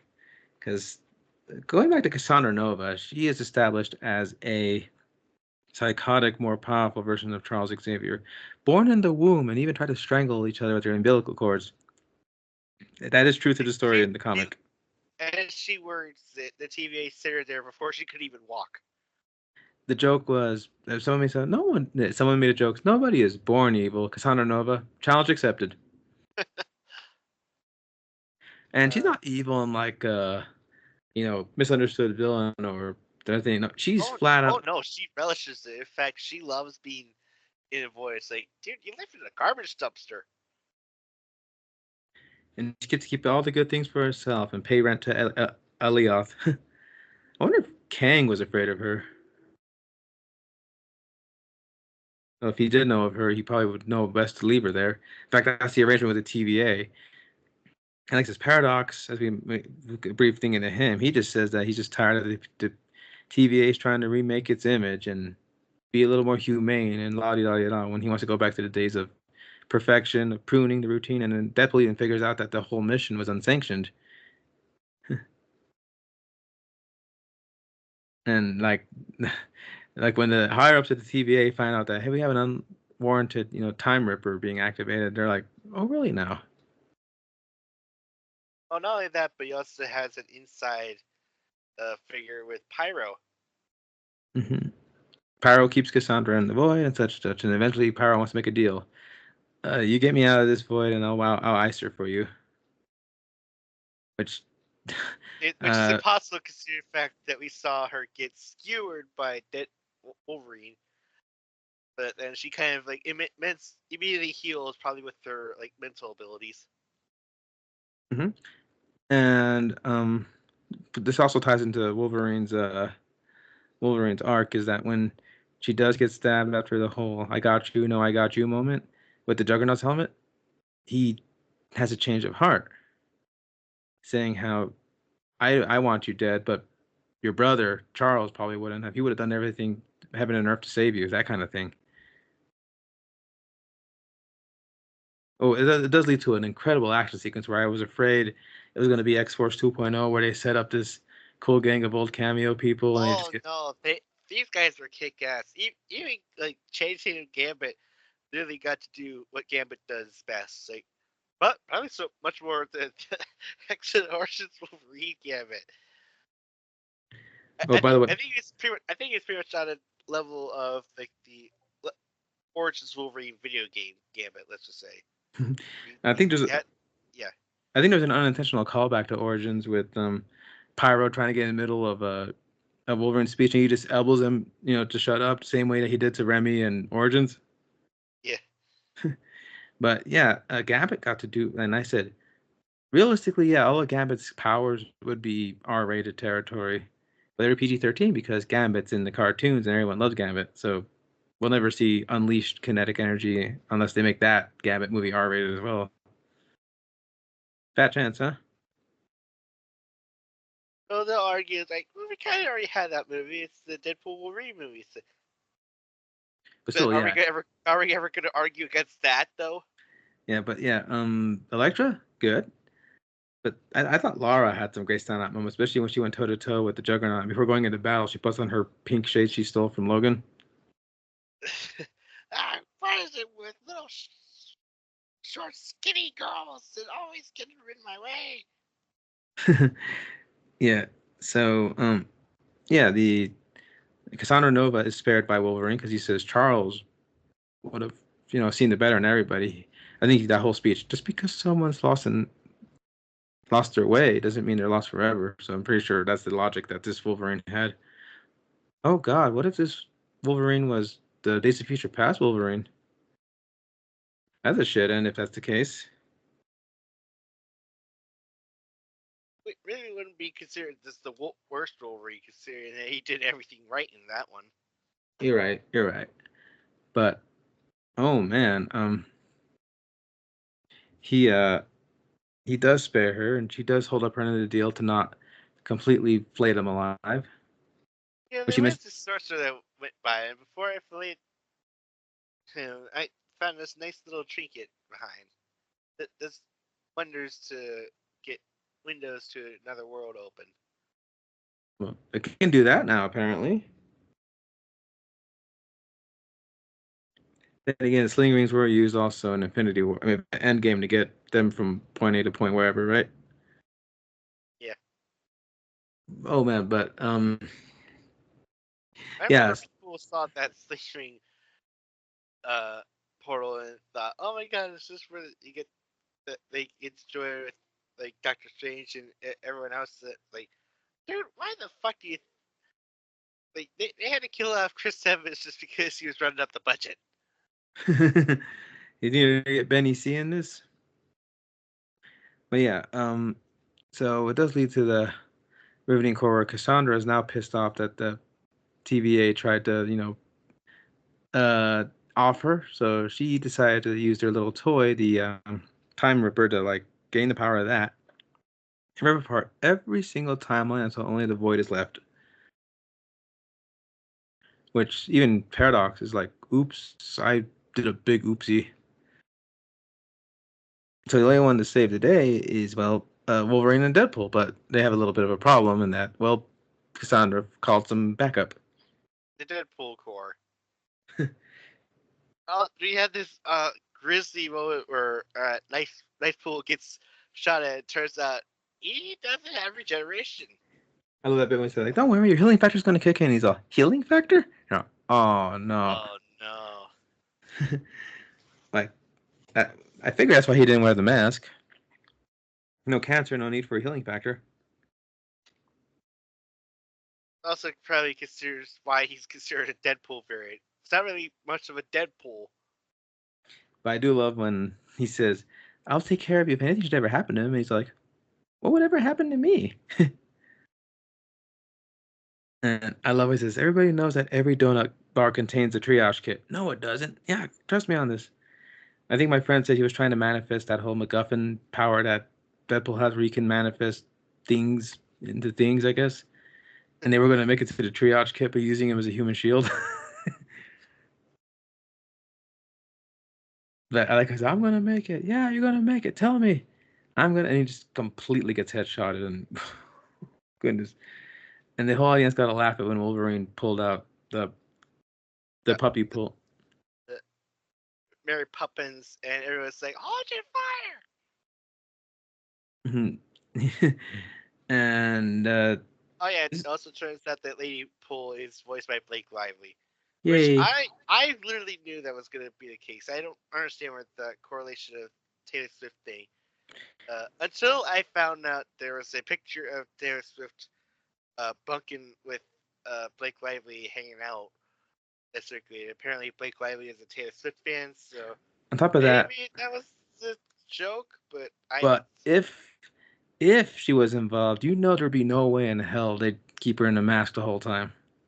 yeah, Because even Wanda Wilson in the comics is actually, quite stunning when you take off her mask. She's not like cancer pool. But yeah, but no, that was an excuse to have Blake finally appear in a Deadpool movie. on top of that, she might have just been the voice, but still, the suit actor made for a very attractive lady pool. But we also have a cameo of the head pool, which if anyone's in the know of the comics, it's the head of the zombie from the Marvel Zombie universe. There's also Cowboy Deadpool, who's, ooh, that guy was amazing. I know, I kept getting like chills every time I saw that guy on screen. He reminded me of Aaron Black. We There were had like samurais. There were like There was I Kid don't Pool, kid pool, but he said is the most foul mouthed and psychotic of the whole group. and apparently a girl, I think. In this version, yeah.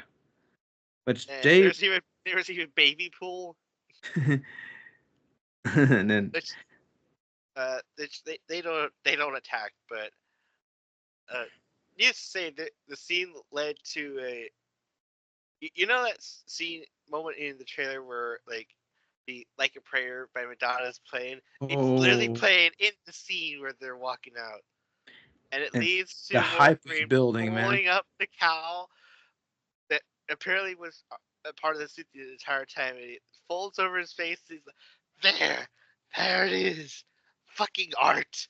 Oh my god, we all just because the audience was actually like murmuring when they saw him reaching, and so you actually hear people going up, up, and then just a big old yeah once it went over his face. And, and to those wondering, like, why the hell would Wolverine wear something crazy like that? No, sorry, Deadpool asks that to Wolverine. So, you normally wear the For special occasions, for like usually, killing. yeah. And As soon as he said like fucking A, let's go, let's do this. oh my god, and to the tune of like a prayer, just oh man. Like I said, I've always had been a fan of Wolverine, so to get the cowl in the yellow and blue is just damn. But yeah, it was amazing. They go to I make a joke. This is basically a drunken brawl at Comic Con when you're finding a lot of Deadpool cosplayers. Then of course you forget. Oh, right, they're Deadpool variants, so they're good to come right back up after being even though they're steak filleted, beaten to bloody pulps. Yeah, Oh, they're coming back. that also leads to the joke of Wade joking about how the multiverse stick has already been done. Just take the L and move on. But of course they kind of shrugged it off. They're like, yeah, no, Cassandra like brought us in to keep you guys at bay. But I like when he points that out. He says, "Come on, guys, what are you talking about? Everything since Endgame has been a banger." I'm like you guys came in at a bit of a low point. Like, I'm sure that was a meta joke, like outside for everybody. Like, MCU doubters Our versus car. MCU optimistics. I guess that makes me the nice pull in the situation. But oh man, like I said, people say that's like their official stamp of saying, okay, yeah, yeah, yeah, the multiverse Kang thing didn't quite work out like we hoped, but hey, there's still hope. But Deadpool said, "Come on, guys, let's just admit we face planted." Yeah, but like I said though, so they do get through the Deadpool core, but not before Peter shows up in Deadpool's old costume that he left hanging to say how he's his best friend and everything like that. And even the other pools just seem to really like Peter. But apparently it's like every Deadpool respects Superior, which yeah, given how like he was like gun ho to sign him up for Deadpool 2, I was like one of the first people after Vanessa to save with his time slider. Yeah, I could totally buy that. So that leads to the tense moment where Cassandra does get the time ripper and is about to activate it, and Paradox is the only way to stop it. Oh, it is a great moment where he doesn't want to talk, but Wolverine says, "You got a few seconds to start talking, man." He says, "It's the mask, huh?" It makes him intimidating. He's like Batman, except he could actually turn his head. And oh my gosh, yeah, right. Even though his don't worry, guys. We're almost done. Long haul here.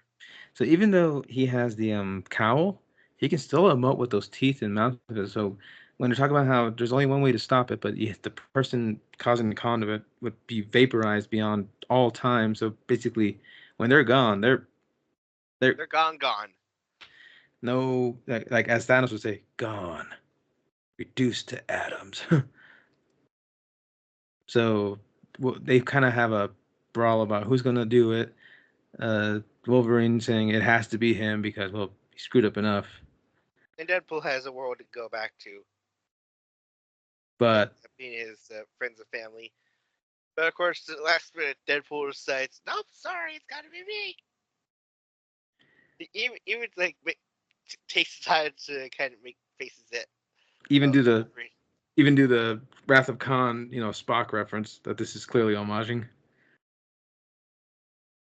And oh man, that does get a little emotional where he does grab the coil while Cassandra's on the verge of releasing everything and the integrity's falling, like it's up against the final clock, and you're going, can he do it? And even Paradox is like, oh no, he's not gonna make it. And like a prayer kicks on again when friggin' Wolverine locks hands with him and sticks the And other part. yeah, and of course they're just holding on, and they're like, and you're just sitting there, just oh, this was actually a very emotional moment here. I think I almost cried a little bit. Because you got him in the cowl, screaming his head off, and having flashbacks about how, yeah, I'm not the guy. You always were until you weren't. You always come through, and then Wade remembering Vanessa as his anchor point.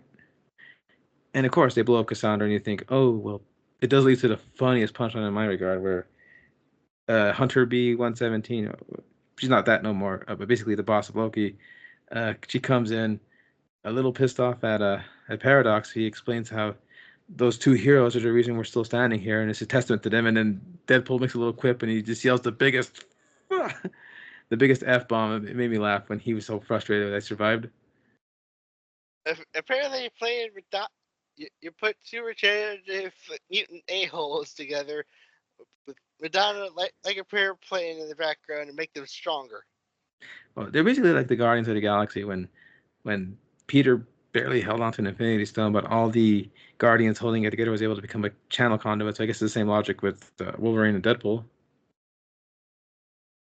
But yeah, and plus on top of that, him being shirtless, it made that one TVA guy like this is running joke with a homoerotic TVA member who seems to be like into them. He keeps joking, saying that when he showed off his new red suit, like he knows it's making that guy hard. He said, and he's like just look on his face, and when Deadpool was going to jump away, there's like a close up of his rear end heading toward the guy, and he's like getting ready to embrace it before he goes through the door. Oh, And that same guy's like hyperventilating when he sees shirtless Wolverine walk in.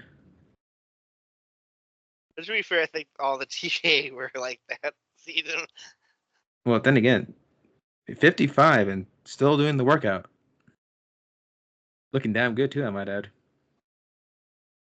So we find out that yeah, that well, Deadpool does try to offer saying, "Hey, this guy had something happen. Can you maybe fix it?" And she tells him That, it uh, that would remove everything that made him who he was, that made the decision to save the day. yeah, it kind of makes sense. But he says there's a few other friends of ours that that we can like that also helped us along the way. And during the Elioth scene on Cassandra Nova's hideout, it did make me feel a little like, well, is that the end of them when they're playing "We'll Meet Again," an old-fashioned song while they're running away? You think, oh, so is our last view of these But to be guys? fair, the only one we actually see is Laura brought back, but we can assume that the other guys like managed to get out with her too. But yeah, so we cut to the end where they go back to the party where Wolverine's now part of the table along with Lara, and even Wade manages to make up with Vanessa by saying she was the reason he did all of it, which is not just for this movie but the entirety of the franchise. So glad to see they're back on sturdy ground, and the I Wolverine did also. like I did love the fact that it was a nice callback to that scene in Logan with the farmhouse where they're having dinner, but now it's Laura grown up a little bit with this new Logan that she's got.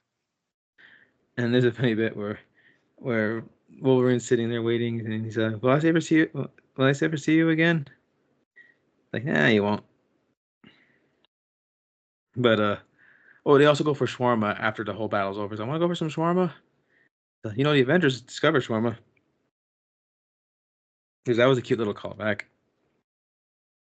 And of course, it's all coalesced into an ending where you see their masks and everything, and it goes to the end where you We see we get a emotional. montage of the Fox Marvel movies, or And like let's not kid ourselves. Whether you liked them or not, they were pretty much the Marvel universe that we had growing up until the proper MCU started. and These humble beings walked so that the MCU could run.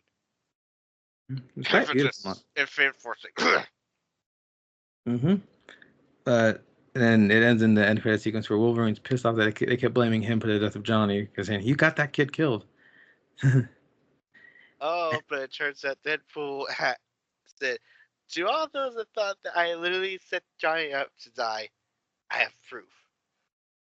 And boy, howdy, Johnny had quite the fucking mouth. Well, yeah, it was. I guess Chris Evans wanted to remind people, hey, this is where I started. But And man, it was a fun ride. Now, there's some people that would argue, well, this doesn't do I nothing. I'm just telling you this right now. I used because I had the ability to willy nilly. I usually like to go see a movie once or twice after the initial viewing, but that's kind of boiled down to the fact that I have limited access to movie theaters now.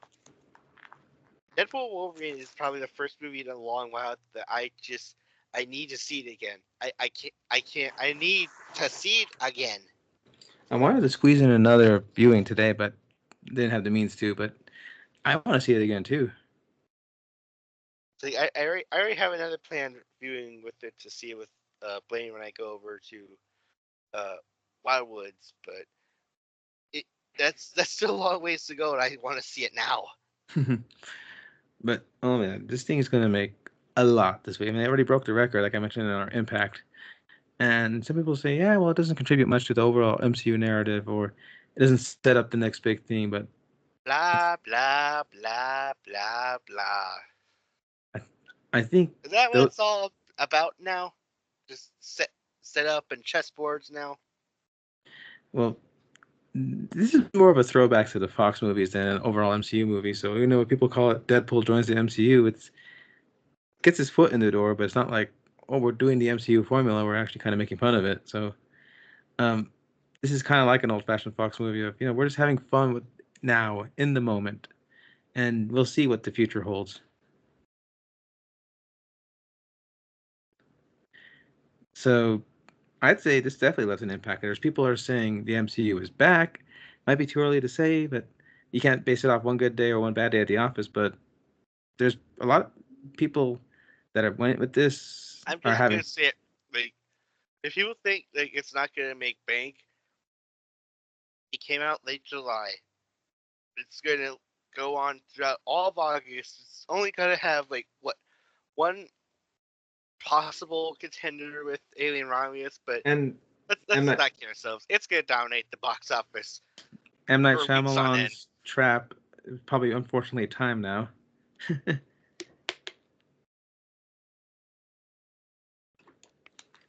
But yeah, it's Universal. They're getting cocky, but Yeah, the impact. I say we'll have to wait and see what the impact is on the overall superhero genre. But everybody who's seen it felt that this was a decent send off to that universe and the characters involved, and the best representation of the character we've seen in a long time. And we said that after Logan, we said that after Apocalypse. So it's like this is the definitive like wow. Like if this is the last time Hugh wears the claws, you couldn't pick no better vehicle if you ask me.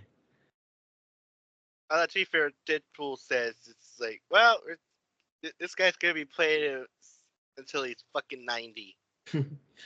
So maybe we'll see him again, but I love this go around. It it lived up to my hype. So but yeah, this one I thought it had heart where it needed to. The cameos were very fun, and like I said, there's even people who normally aren't into this kind of bag are like saying, "I had fun with it," and those who are prime for it, some of them are expressing their disappointment. But yeah, that's the day and age we live in these days. At least you can't argue this film is, just I will argue that at the end of the day, the movie succeeded in being a fun ride for Hugh Jackman and Ryan Reynolds to work with together. I think even Ryan said like it's gonna be impossible to do any other project without Hugh now. yeah, they had such a good back and forth. Their chemistry was the strongest in the whole movie. Like, why do you think Hugh Jackman just made the call in the first place? He knew that there was going to be a dynamic to this that like no other movie presented Wolverine with, that Yeah. it would take advantage of to do showcase him being the straight man to this comedic tragic clown essentially. Mm-hmm. Well, yeah, so I'm guessing if Wolverine does show up, expect Deadpool to tag along. I'd be surprised if he doesn't, but We'll have to see what happens. But oh my goodness, like I said, I had fun with this movie. This thing lived up to my hype. If it didn't work for you, that's fine too. But I think for a lot of people, it did. I mean, the box office will tell you that a lot of people really liked it. That the audience scores through the roof. I mean, some stiff shirts on review channels are giving this 10 out of 10, where even you're going, oh, like Angry Joe Show has Alex, who's very critical eye. Not that he doesn't like anything, but he thinks more from a cerebral point of view. So for him to call this a 10 out of 10, even Joe's all, wow, a rare 10 out of 10 from Alex. but yeah, we talked.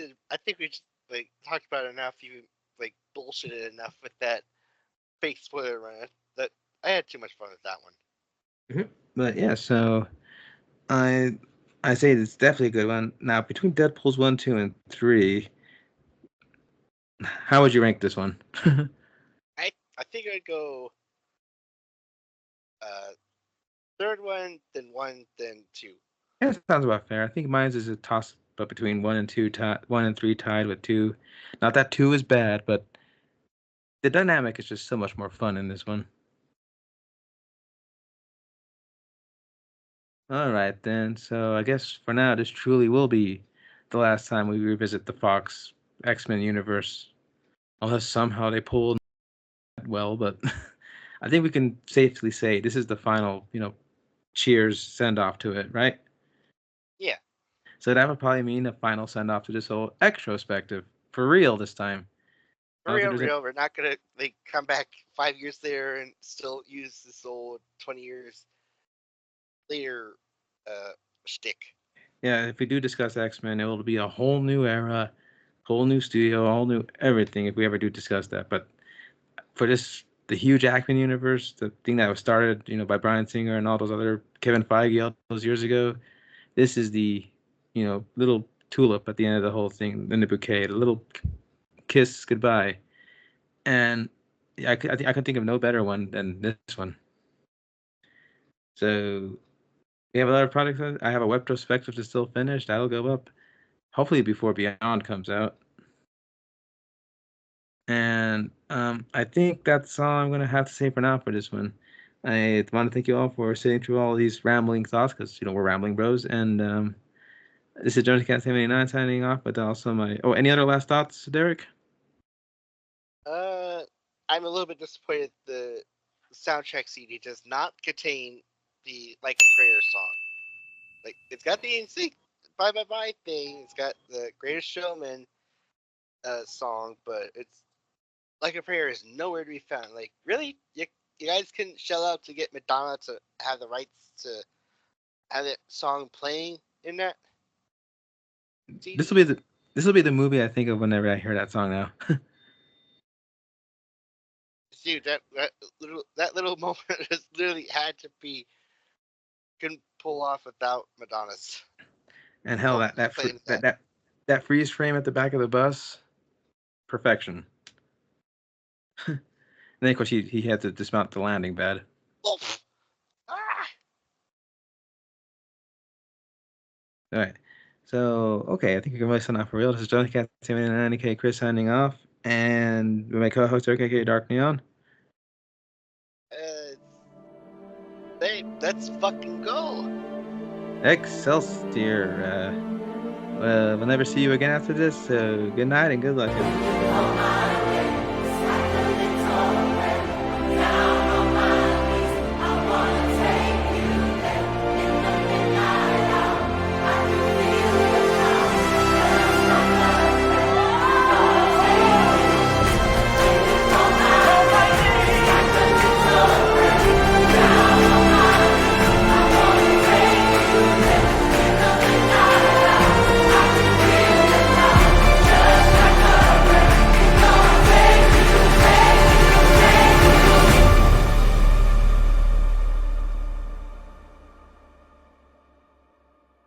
Oh, they actually did have a Stan Lee cameo at that bus.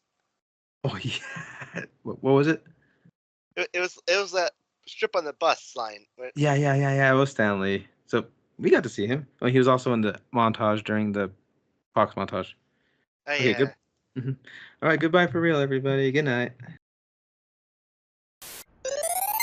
Team Asui and Tokoyami have passed the final.